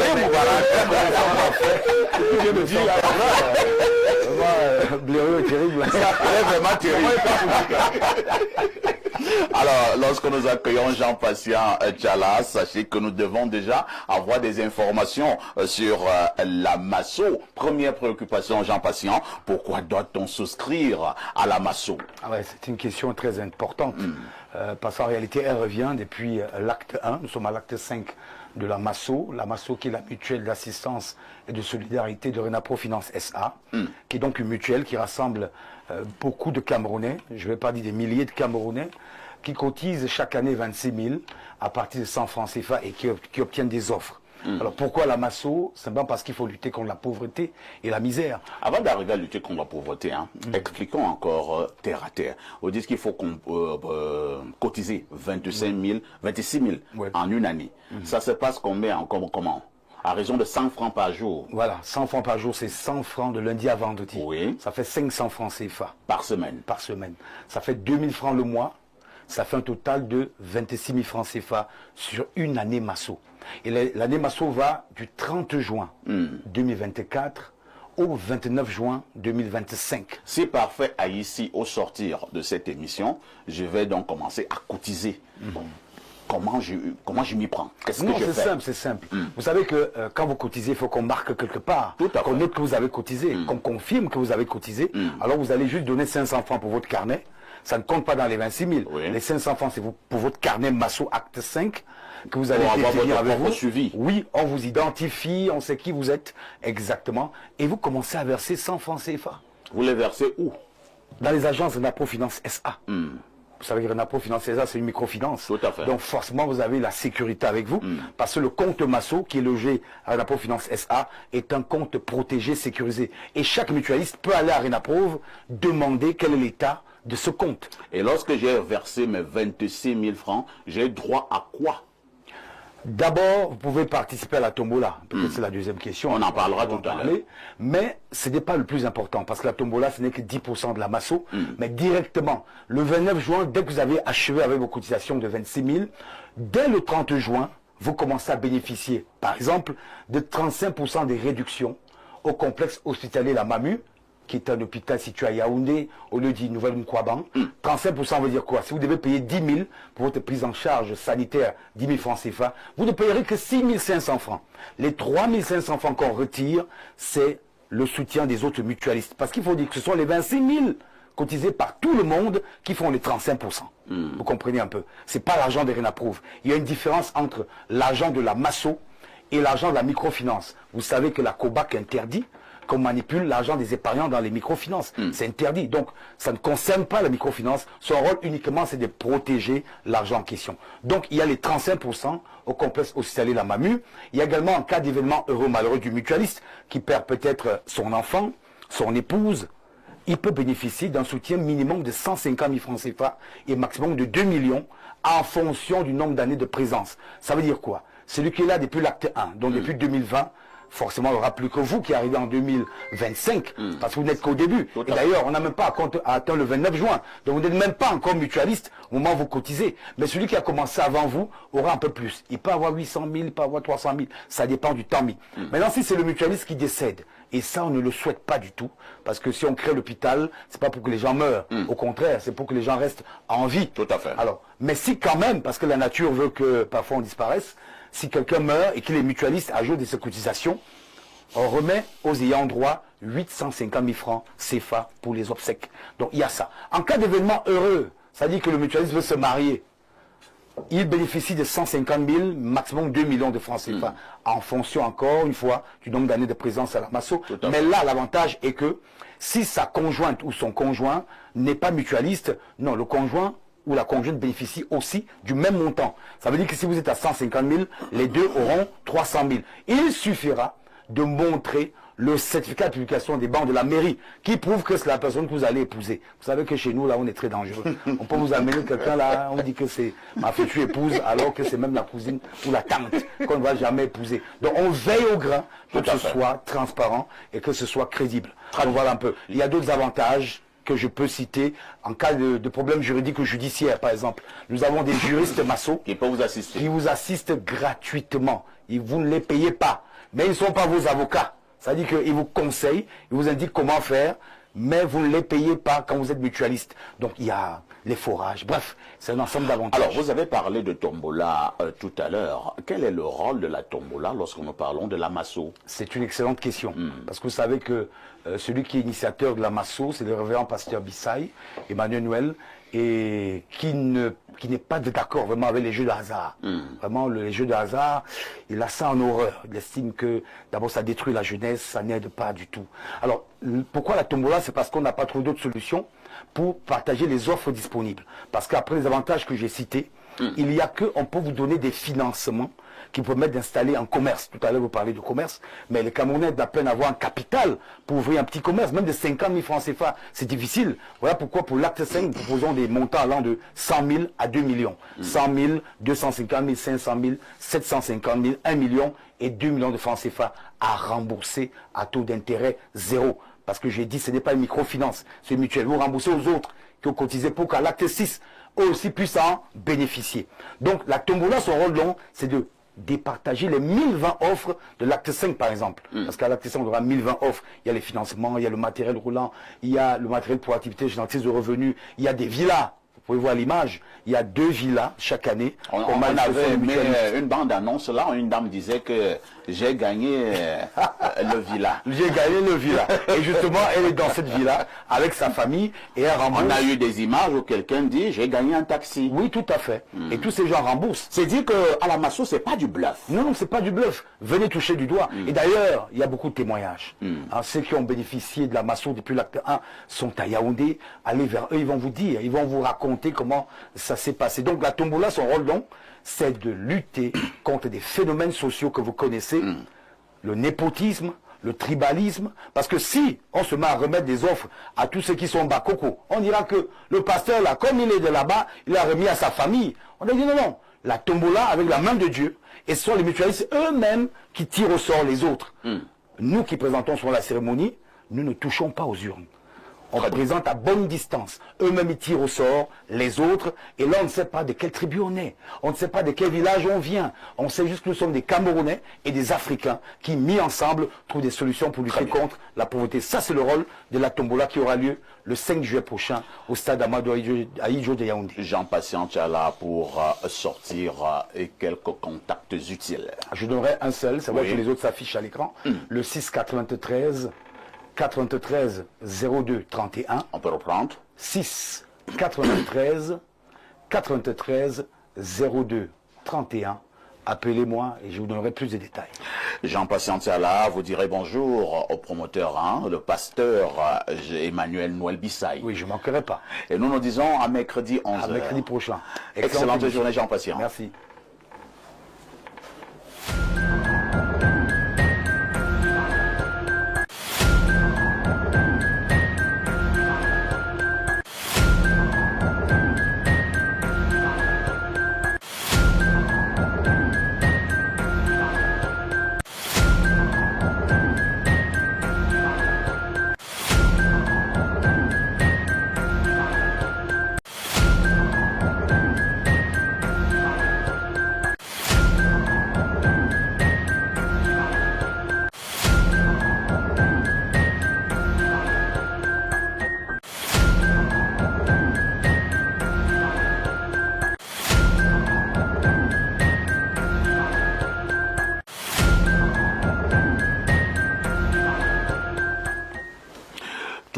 mercredi, nous marquons un point d'honneur pour parler de ces Camerounais qui sont partis du pays pour aller chercher fortune ailleurs. Nous les appelons les Camerounais de la diaspora. Ce matin, nous nous posons la question de savoir si aller à l'étranger est synonyme de réussite. Je commence par quelqu'un qui a mis plusieurs années à l'étranger, notamment du côté de la Chine, pour qu'il nous dise un peu. Alors, docteur Oleme, dans nos familles, nous nous battons de plus en plus pour envoyer nos frères, nos sœurs, nos cousins, nos cousines, nos nièces à l'étranger pour multiples raisons.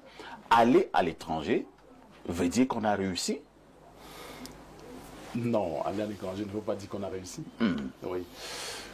C'est comme partir du village pour la ville.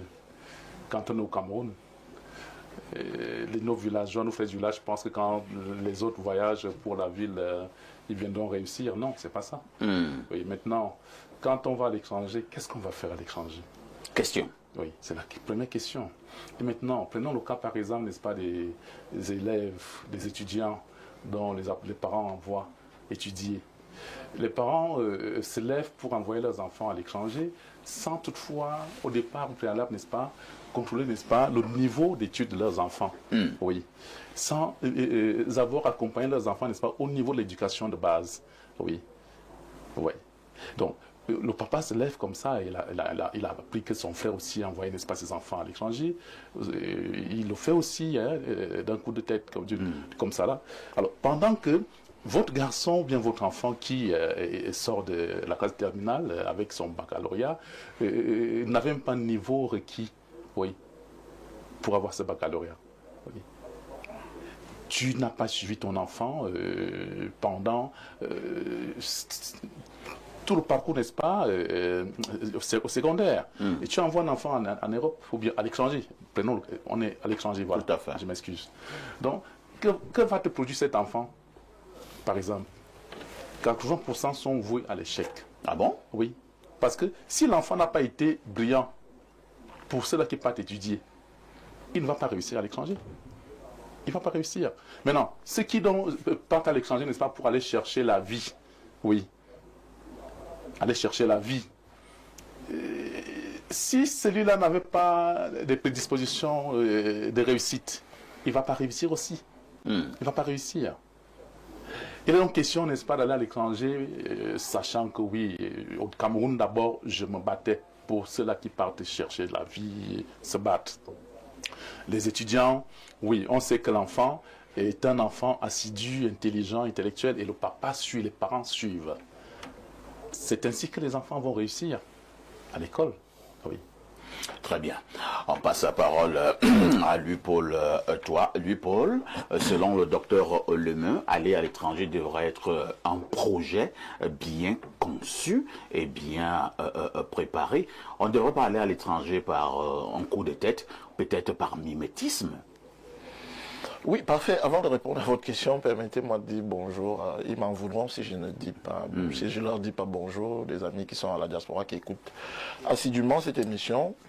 Monsieur Paul, oui. S'il vous plaît, priorité au téléphone.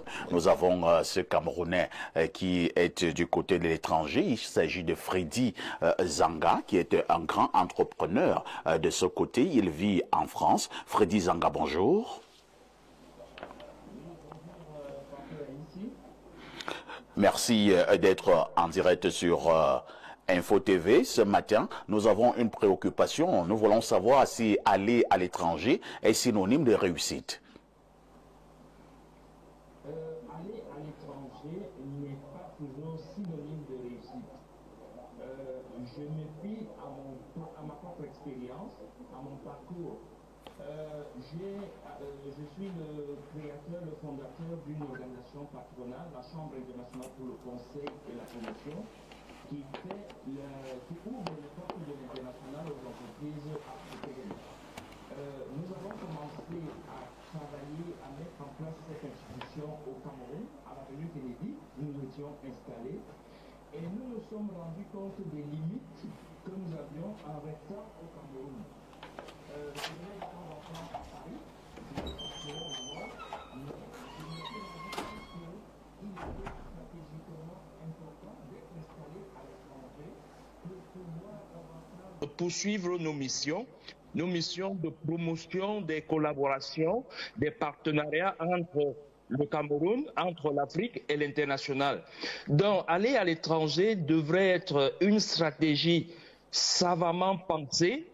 C'est comme un plan de route. C'est comme les pilotes ont l'habitude de faire leur tracé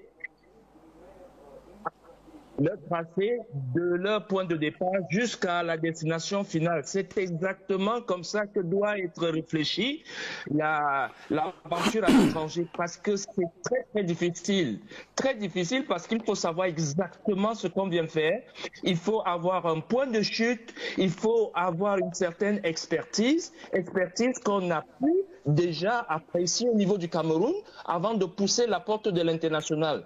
Et ce qui est d'autant plus difficile, c'est que l'étranger rend encore, j'allais dire, plus difficile encore l'environnement camerounais. Parce que quand on est à l'étranger, parfois on n'a pas de maison, on n'a pas de revenus et tout coûte ici, là. Tout coûte à l'étranger. Dès l'arrivée à l'aéroport, vous avez commencé à payer. Donc si vous n'avez aucune ressource, et pire encore pendant l'hiver, vous êtes un sacrifié. Donc, l'adaptation est déjà très difficile. Pire encore, et c'est comme si les autorités étrangères se sont organisées, parce qu'on va vous conditionner l'emploi par les papiers. Donc, c'est tout un autre parcours. Donc, si vous n'avez pas bien réfléchi votre immigration, vous risquez de passer à côté de votre vie, et par conséquent, l'une des raisons pour lesquelles on trouve des milliers d'Africains ici qui ne font rien, parce qu'ils n'ont pas suffisamment réfléchi leur sortie pour aller à l'étranger, malgré leur expertise. Donc, c'est pas toujours évident. Et la dernière chose que je vais ajouter, c'est qu'il faut aussi parfois une notion divine. Une notion divine parce que vous pouvez passer à côté de votre parcours à l'étranger simplement parce que vous n'avez pas rencontré les bonnes personnes, parce que votre famille a été hostile à votre arrivée, parce que au final vous n'avez pas pu trouver le déclic nécessaire. C'est l'une des raisons pour lesquelles je dis souvent il faut avoir la bénédiction des parents, il faut avoir la bénédiction du bon Dieu pour pouvoir finalement réussir son intégration en France. Et je peux être un exemple de ce parcours-là parce qu'en moi, on retrouve un parcours du combattant et en même temps, on trouve quelqu'un qui a pu aujourd'hui se faire une adresse, se faire une notoriété internationale à travers les nombreux forums que nous organisons aujourd'hui à travers le monde. Là, avec votre permission, nous sommes en train de préparer un forum international qui aura lieu le 26 avril ici à Paris, qui va permettre aux entreprises africaines, camerounaises en particulier, de venir rencontrer des entreprises européennes. Et donc, ça a été un parcours très difficile qui, aujourd'hui, j'en suis fier, résume un peu l'histoire d'un combattant, un Camerounais, comme on sait bien le faire au Cameroun, avoir envie de oser et de réussir au final. Donc, ce n'est pas toujours évident, pour ne pas monopoliser la parole, ce n'est pas toujours évident, la sortie. Il faut suffisamment réfléchir et il faut baliser le chemin qui est parsemé d'embûches et qui n'est pas réservé à ceux qui n'ont pas la niaque. Il faut véritablement avoir une ferme détermination qui dépasse les limites pour pouvoir réussir à l'étranger. Merci Freddy Zanga pour votre intervention. Je rappelle que vous êtes le président de la Chambre internationale pour le conseil et la promotion. Il s'agit donc d'une organisation patronale africaine. Info TV vous dit merci. Je vous dis merci et rapidement pour remercier mon ami Blériot Niémé que j'écoute tous les jours avec beaucoup de passion et aussi le directeur général qui nous donne l'occasion aujourd'hui de présenter la CICP, Monsieur Dieudonné Nveng, sans oublier Jean-Jérémy Mikem qui nous a mis en relation. Merci du fond du cœur de votre travail formidable et je vous encourage, je vous soutiens dans votre démarche de donner la parole à toutes les couches de la population camerounaise.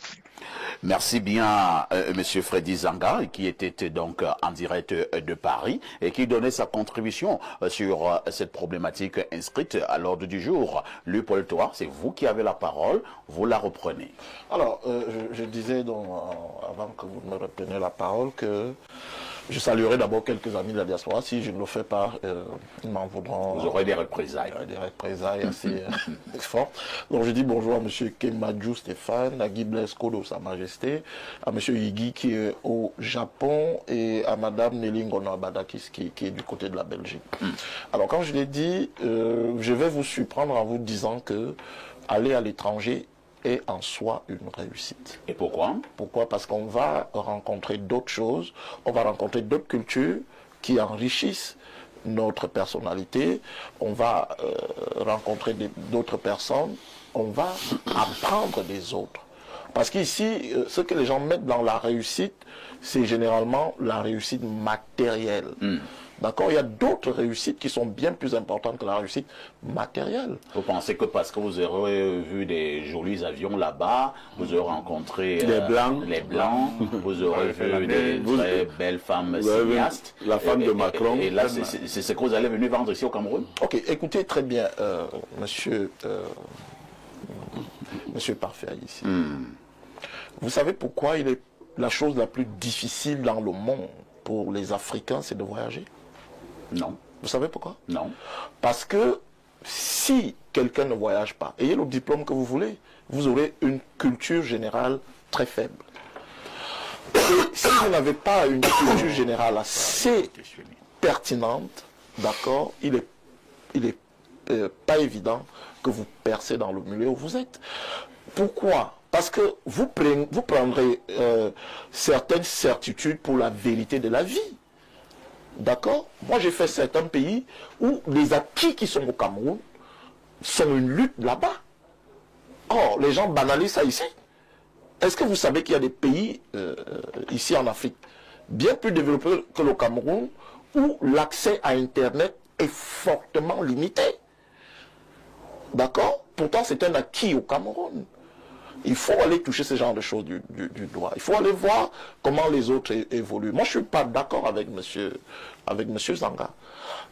Lorsque vous arrivez dans un pays, la première des choses, c'est de s'intégrer dans ce pays. C'est d'étudier les codes de ce pays pour pouvoir rentrer dans le moule. D'accord? Des milliers de sans-papiers qui y a en France, beaucoup ne savent pas lire. Ils vous disent qu'ils sont en Europe, mais beaucoup ne savent pas lire. Beaucoup ne connaissent même pas la législation française. Moi, je vous dis. Pourtant, ils ont voyagé. Moi, je vous dirais, c'est parce que quand ils voyagent, vous savez, je vous dirais quelque chose. Vous savez, quand les Camerounais, en fait, les Africains, pour ceux qui sont, par exemple, en France, monsieur Parfait ici, d'accord? Quand il sort de l'aéroport, vous savez là où il va? Non. Il va dans les quartiers africains, dans les quartiers où il y a des Camerounais. Et il ne sort plus de là. Il continue à vivre le Cameroun à l'étranger. Vous comprenez? Moi, j'ai des amis, en France, en Belgique que j'ai rencontrés, qui ont le droit même d'avoir des papiers, mais ils ont peur de faire la démarche. Parce qu'il est allé dans les quartiers noirs, on lui dit non, il ne faut pas essayer ça. Nous, on est ici depuis. Non, c'est très faux. Beaucoup de gens ne savent pas qu'il y a une convention qui lie le Cameroun à la France depuis 1995, qui facilite l'obtention des papiers au Camerounais. C'est une convention qui a été signée par Alain Juppé. Beaucoup ne le savent pas. Et c'est une convention qui est réciproque aussi bien pour les Français qui viennent au Cameroun, aussi bien pour les Camerounais qui viennent. Alors, votre convention dit quoi? Si le Camerounais qui est en Bafia peut voyager demain matin, au regard de cette convention, il peut voyager pour la France? Ok, d'accord. S'il voyage dans des conditions régulières, d'accord, dans les conditions régulières. Moi, j'ai cru que la Convention donnait un certain nombre de facilités. Oui, il y a des facilités dans cette Convention. Il y a même beaucoup de facilités dans cette Convention. Mais sauf que ce soit l'État du Cameroun, que ce soit l'État français, je ne sais pas s'ils ont bien communiqué sur cette affaire. Et je vais vous dire une chose, je vais vous surprendre. C'est un avocat français spécialisé de l'immigration qui m'a fait découvrir cette convention. Bon, mais nous ne parlons pas de la France. D'accord. On a pris l'exemple de la France. Monsieur Parfait, ici, lorsque vous allez vers les autres, et vous remarquerez que les gens qui ont le plus voyagé sont ceux qui sont le plus ouverts d'esprit, ceux qui sont le plus tolérants. D'accord? Les gens de la base. Que ceux qui sont restés. Mais les gens de la base, Monsieur Blériot, lorsque vous irez, Monsieur Blériot,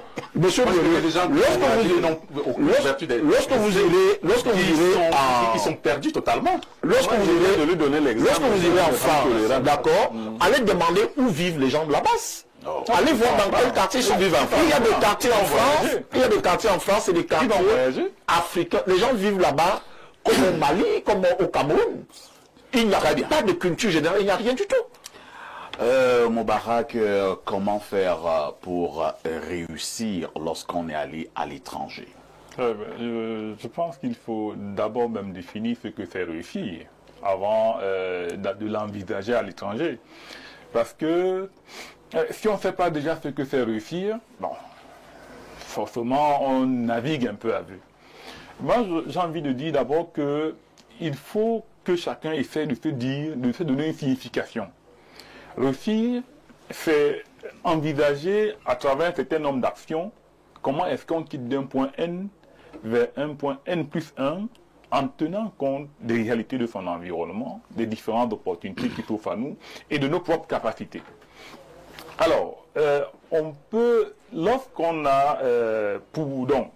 se met dans cette démarche de la réussite-là et qu'on a défini son tracé, c'est-à-dire son ambition, il faut agir, c'est-à-dire qu'il faut se donner les moyens de transformer l'ambition, de quitter du stade de la pensée, du rêve à l'action. Il y a donc ce qu'on peut appeler un état d'esprit qui permet de transformer l'idée à la réalité. Et ça, c'est le travail qui est fait matériellement. Maintenant, lorsqu'on voyage, ça veut dire qu'on cherche à travers le voyage un environnement qui est propice à la réussite. Celui qui va en France, ou alors qui va en Chine, qui va au Gabon, ne va pas parce qu'il aime la France ou le Gabon, ou alors parce qu'il pense que c'est trop beau là-bas, mais il y va parce qu'il pense que dans ces pays-là, il va trouver un système social qui le permet de s'épanouir et de donner vie à son projet d'aller d'un point N vers le point N plus 1, qui est pour lui l'image de la réussite, qui généralement pour beaucoup de personnes peut se résumer au fait d'avoir beaucoup d'argent, mais pour beaucoup d'autres personnes, elle peut également se résumer au fait d'avoir un état de conscience qui permet de transformer. Est-ce que nous allons comment faire dans la fine bouche, hein? Parce que vous voulez nous faire de la philosophie là dans la définition de votre réussite.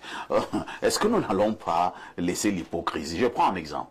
Un Camerounais qui quitte le Cameroun à 25 ans, il va en France. Oui, nous aimons bien ce pays. Prenons toujours la France. Il fait également 25 ans en France, donc il a déjà 50 ans.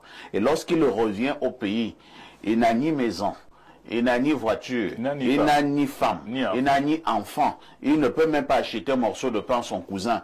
Vous pensez que parce que ce Camerounais aura eu de fortes connaissances anthropologiques du côté de la France, on dira qu'il a réussi? C'est ce que je disais, que quand il arrive en France, il y a un système social. Répondez d'abord à la question. Est-ce que ce Camerounais a réussi? On ne peut pas dire qu'il a réussi. Voilà. Et j'étais en train d'aller... S'il a passé sa vie, d'accord, parce que lorsque vous arrivez, par exemple, dans un pays, dans les pays européens ou asiatiques, il y a un bien-être fantastique. Il ne me démentira pas, le docteur. Si vous êtes obnubilé par ça, parce que il faut d'abord amener quelque chose qui est très important. Nous étions dans la réussite. Oui, on est dans la réussite. On ne s'éloigne pas, monsieur. On ne s'éloigne pas. Quel bien-être?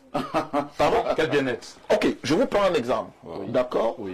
Si vous êtes en Chine, que vous connaissez, que je connais également, vous avez droit à des soins de santé de qualité.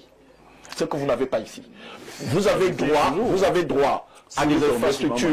À des infrastructures de qualité. Vous pouvez partir d'un point. Écoutez, vous pouvez partir d'un point A à un point B sans beaucoup de difficultés. Non, nous parlons parce que si vous ramenez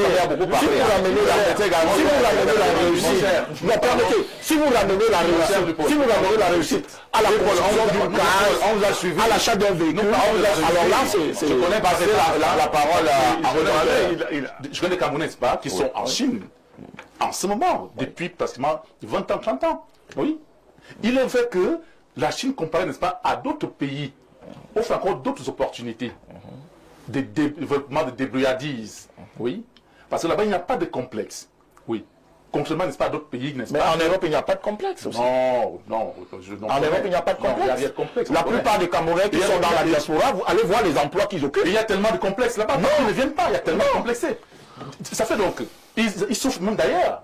Mais en Chine, tu vas voir des gens qui ont fait 20 ans sans venir au Cameroun. C'est pas possible. Et quel est, n'est-ce pas, l'objectif, n'est-ce pas, quand quelqu'un voyage pour aller à l'extérieur, aller à l'étranger? C'est pour revenir, transformer ce qu'il a obtenu de l'autre côté, développer, aider également, n'est-ce pas, son propre pays d'abord. Mais si c'est fait dans les conditions maîtrisées par le gouvernement, si chacun se bat. Moi, je vous prends un exemple. Tous ces jeunes qui partent par la mer, mais ils n'ont pas envie de revenir au Cameroun. Non. Quand vous leur posez la question, moi je ne l'encourage pas. Moi, je vous dirais une chose. Vous comprenez? Moi, je me retrouve par exemple en Allemagne avec des amis. Moi, je suis en voyage d'affaires et un ami m'invite en Allemagne pour aller manger. Je prends un billet d'avion qui coûte 60 000 francs CFA entre la France et l'Allemagne. Mais il me demande tous sont venus se mettre à genoux devant moi pour me demander mais qu'est-ce que tu vas refaire dans cet enfer qui est le Cameroun?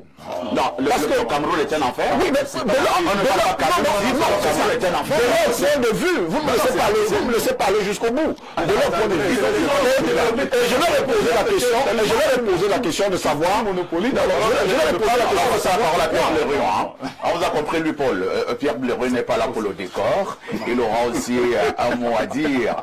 Pierre Bleriot, ce matin, nous avons une petite question, s'il vous plaît. La question est celle de savoir si aller à l'étranger est synonyme de réussite. Ok.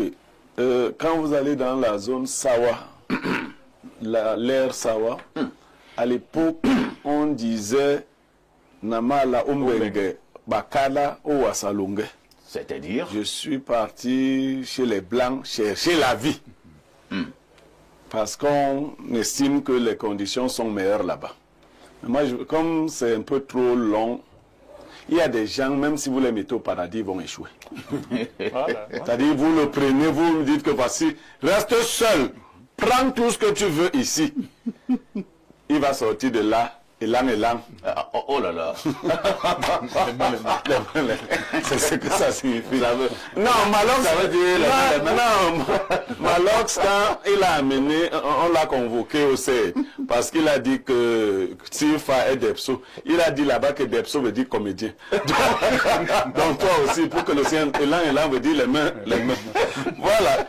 Donc il y a des gens, où que vous le placiez, il va échouer. Maintenant, il y a des gens qui ont réussi à leur propre niveau. Parce qu'il ne faut pas... Si quelqu'un conduisait la moto ici, en Kwabang, il allait jusqu'à Emobo 2e. Maintenant, il se retrouve en train de voyager, comme lui, Paul. Il part ici, les amis l'accueillent là-bas, on lui dit l'enfer qui est au Cameroun. Lui aussi, il a déjà réussi. Oui, puisqu'au Cameroun, il n'avait même pas où dormir, il conduisait sur le grand pleuvel là.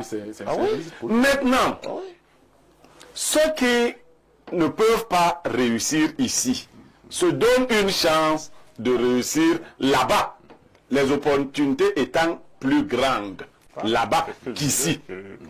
Sans oublier que j'ai dit qu'il y a des gens, même si on met, c'est-à-dire vous enlevez le gardien au but, vous mettez la balle, vous lui dites tirer. Vous avez déjà vu les pénaltys comme ça, non? Il tire hors des bouts. Donc il y en a qui ne vont jamais réussir. Si la réussite, parce que c'est le sous-entendu de votre propos, elle est matérielle. Les Blancs se sont organisés pour que leur monnaie, par exemple, ait une plus grande valeur que la nôtre. Tu travailles ici comme infirmière, on te donne 70 000. Quand tu pars travailler au Canada, le montant devient peut-être une valeur de 3 millions de francs CFA. Sauf que le Canadien s'assure que tu laisses la plupart de cet argent au Canada. C'est qui de Tu peux donc avoir passé tes 30 ans à être à l'aise au Canada. Oui.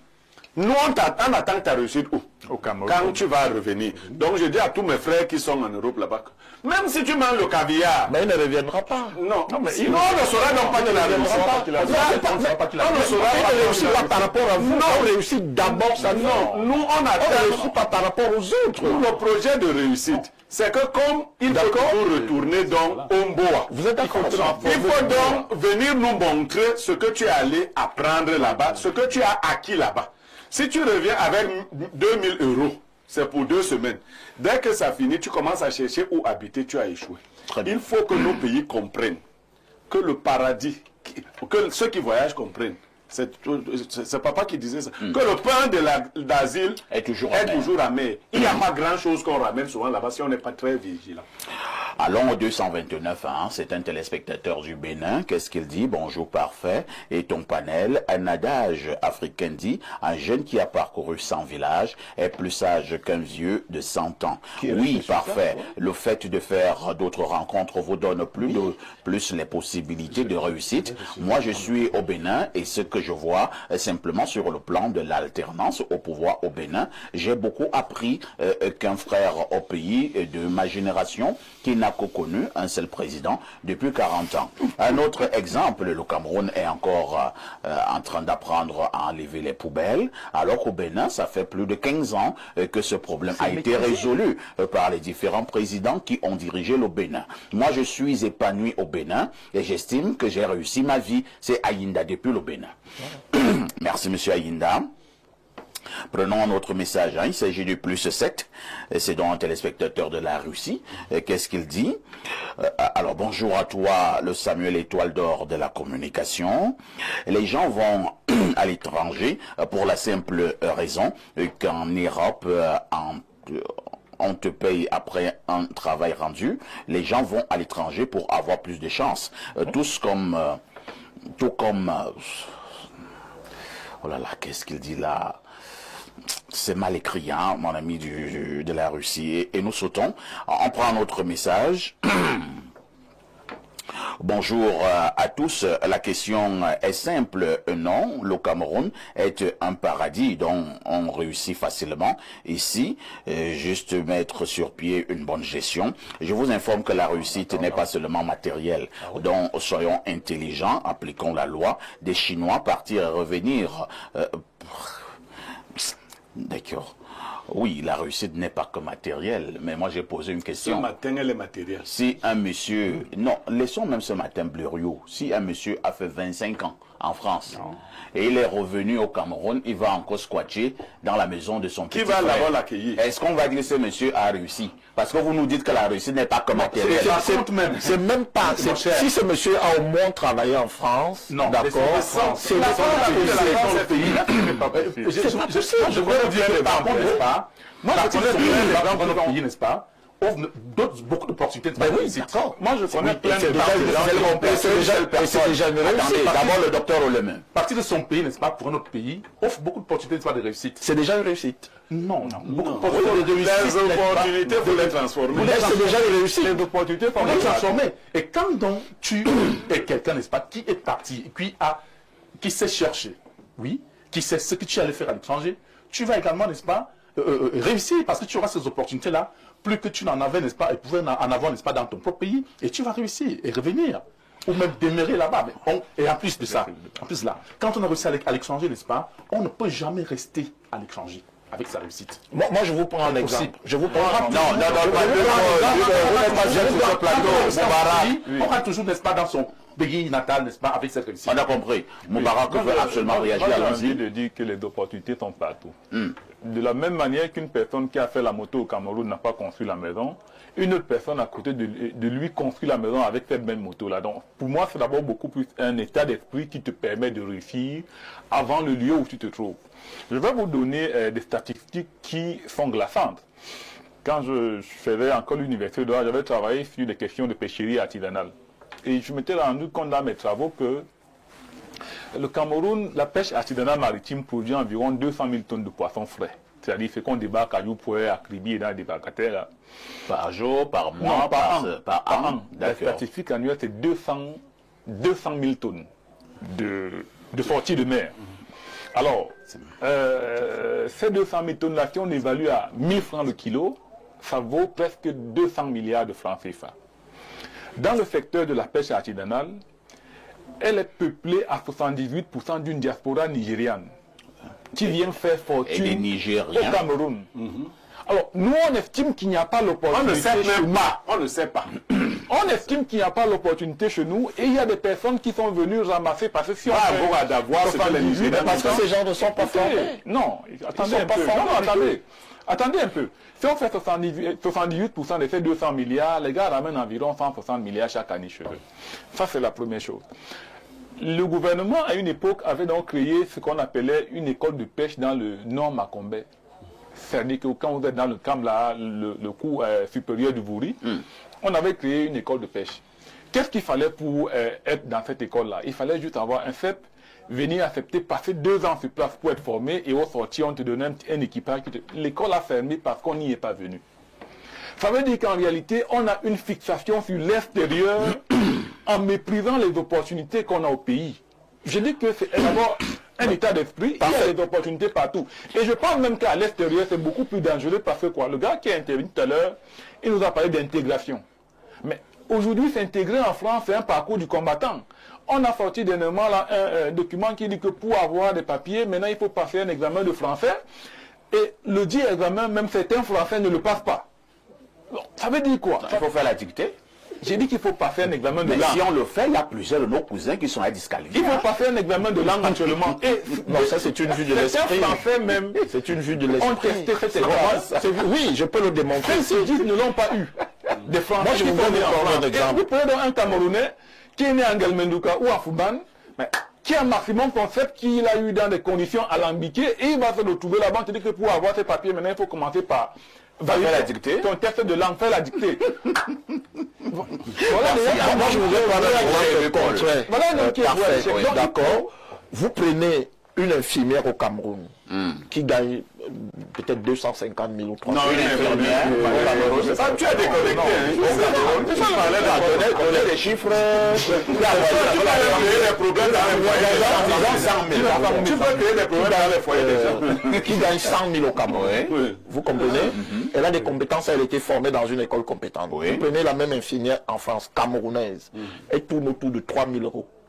Non, une infirmière ne peut pas gagner. En France, oui, je vous dis, en France, une infirmière tourne autour de 3 000 euros. Je vais aller donc plus loin, d'accord? À la fin de la vie de cette infirmière-là, quand elle va en retraite, qu'elle est conçue au Cameroun ou qu'elle n'est pas conçue au Cameroun, si elle revient au Cameroun, d'accord, elle ne peut jamais être au niveau de l'infirmière qui est au Cameroun, puisqu'elle aura au minimum entre 1000 et 1400 euros de retraite. Si vous avez 1400 euros de retraite au Cameroun, vous pouvez louer une maison jusqu'à la fin de votre vie. Vous n'avez pas besoin de construire, c'est une réussite.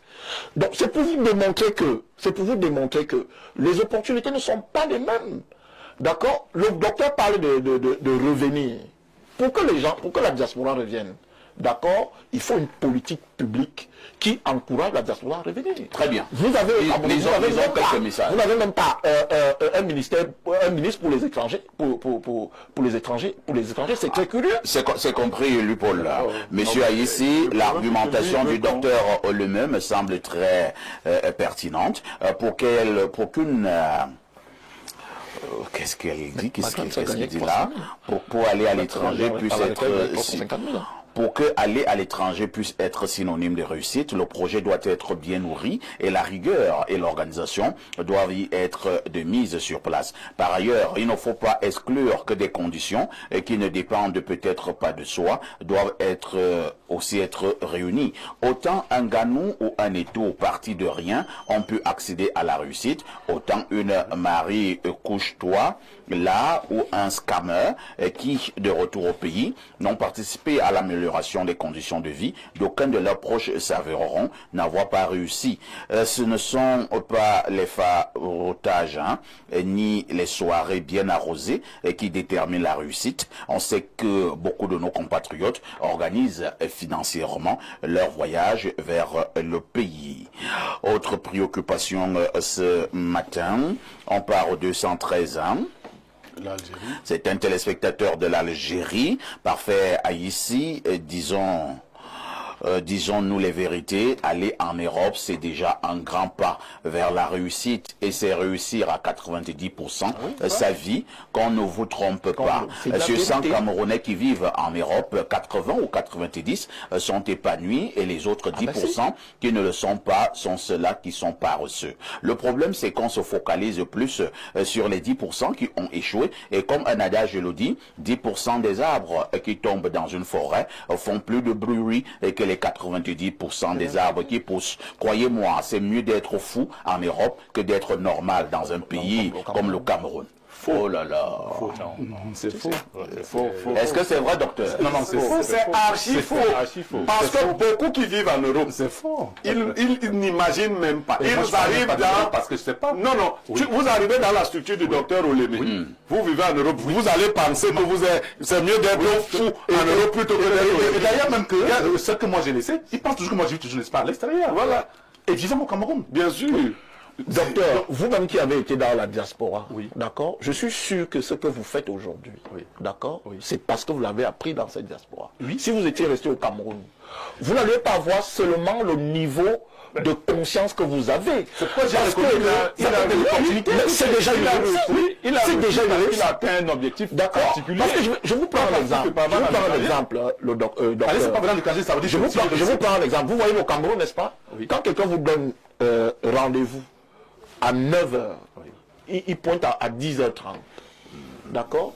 La première des choses, quand un Africain arrive en Europe, il apprend la notion du temps. Parce que quand vous arrivez à la gare, le train ne vous attend pas. Le train, quand il arrive, il est parti tout de suite.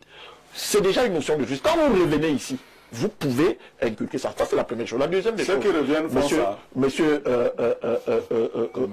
Olémé, prenez par exemple les opportunités que l'Europe offre aux enfants. En Europe, il n'y a pas que l'école, comme on voit ici. En Europe, on est obligé d'inscrire un enfant dans une activité physique et sportive. C'est une obligation, c'est-à-dire l'enfant va faire soit du théâtre, soit de la musique, soit du sport. Parce qu'on ne réussit pas seulement en allant à l'école. On peut réussir par le biais de la culture, on peut réussir par le biais de la musique, on peut réussir par le biais de l'apprentissage. Toutes ces opportunités. S'il vous plaît, il y a plusieurs Camerounais de la diaspora qui interviennent, donnons-leur la parole. Ça, c'est un Camerounais qui vit en Côte d'Ivoire, c'est le 225. Bonjour le panel. Il faut préciser que ce n'est pas tout le monde au Cameroun qui souffre. Blériot, est-ce que si tu vas à l'étranger maintenant, tu vas réussir? Non, je crois que la réussite à l'étranger est liée à l'échec au Cameroun. Ce n'est pas un sujet général. Il y a les gens qui réussissent au Cameroun. Je commence par le président Paul Biya. Il n'a que fréquenté à l'étranger, mais toute sa réussite est au Cameroun. C'est Onagil aussi. C'est parce qu'il a ramené les métaux de l'Europe au Cameroun. Il a ramené les métaux de l'Europe au Cameroun. Non, le téléspectateur a dit un truc très intéressant. Moi, je suis convaincu. D'ailleurs, qu'est-ce que j'irai faire en Europe? Qu'est-ce que moi Blériot, oui. Le niveau de connaissance que tu disposes ici, le niveau de culture générale que tu disposes ici, je t'assure que si tu arrives dans un pays comme la France, d'accord? Non, mais attendez, si on te prend seulement pendant 30 minutes pour faire une chronique, ce que tu sais faire brillamment, d'accord, tu gagneras 20 fois ce que tu gagnes ici. Tu sais ce que je gagne ici. Ça ne peut même pas se comparer. Tu parles, ça ne peut pas. Même si tu pousses à partir, tu ne peux pas. Toi, tu sais ce que je gagne. Tu tiens compte pas de son expérience future. Non, mais est-ce que toi, c'est ce que je gagne ici? Mais maintenant, d'accord, vous savez pourquoi la plupart de la diaspora revient? Parce qu'on est toujours mieux chez soi. Encore. D'accord. Parce que, quoique l'hiver, par exemple, l'hiver est quelque chose de très rude. On n'est pas... Nous repartons du côté du téléphone où un Camerounais de Dubaï intervient. C'est le plus 971. Qu'est-ce qu'il dit? Bonjour, Espace Miné. Demandez à monsieur Louis-Paul Toa, le fanatique angoïste, et qu'il a raison quand il dit que beaucoup d'expatriés de plus en plus ne veuillent pas retourner au pays dû à la malgouvernance du système dont il fait l'apogée. C'est Serge depuis Dubaï. Non, je ne fais pas l'apogée de la malgouvernance. D'ailleurs, je ne fais pas l'apologie. Merci. Je ne dis pas l'apologie. Je ne fais pas l'apologie de la malgouvernance. D'ailleurs, mes multiples voyages m'interpellent. Je vais vous dire une chose, monsieur Parfait. Est-ce que vous savez qu'il y a des pays dans le monde où les ministres n'ont pas droit à un véhicule de service? Est-ce que vous savez que dans le monde, il y a des pays où les prisons sont ouvertes? Si vous n'avez pas voyagé, vous ne pouvez pas savoir ça. Est-ce que vous savez qu'il y a des pays où quand un ministre passe, on ne met pas la sirène? Parce qu'il ne peut pas justifier ça. Ça contribue à la réussite si tu vois qu'on ne met pas la sirène. Mais maintenant, quand moi, c'est que je défends, quand j'ai vu ça... une logique de ferme pour la découverte. La découverte pour la découverte. Si tu voyages, tu vas voir les tu vas voir les Chinois. Si vous ne découvrez pas, si vous ne découvrez pas qu'il y a l'eau, si vous ne découvrez pas que vous pouvez partir de Paris à Bordeaux, qui fait 700 km en 3 heures, vous n'aurez jamais l'idée d'implémenter un peu plus. Je ne suis pas sûr qu'ils sont allés là-bas. Un autre message pour la route, et nous partons au plus 33, c'est un téléspectateur de la France. Bonjour monsieur Parfait, ici s'il te plaît, je souhaiterais aussi être invité dans votre plateau, si possible, et si vous me le permettez. Je suis un jeune de la diaspora, j'ai constaté ce matin sur votre plateau que les gens ont des clans de qui doit diriger le pays. Il y a les biaïstes, les franquistes, les ngoïstes. Moi aussi, je souhaite ouvrir le mouvement chantaïste.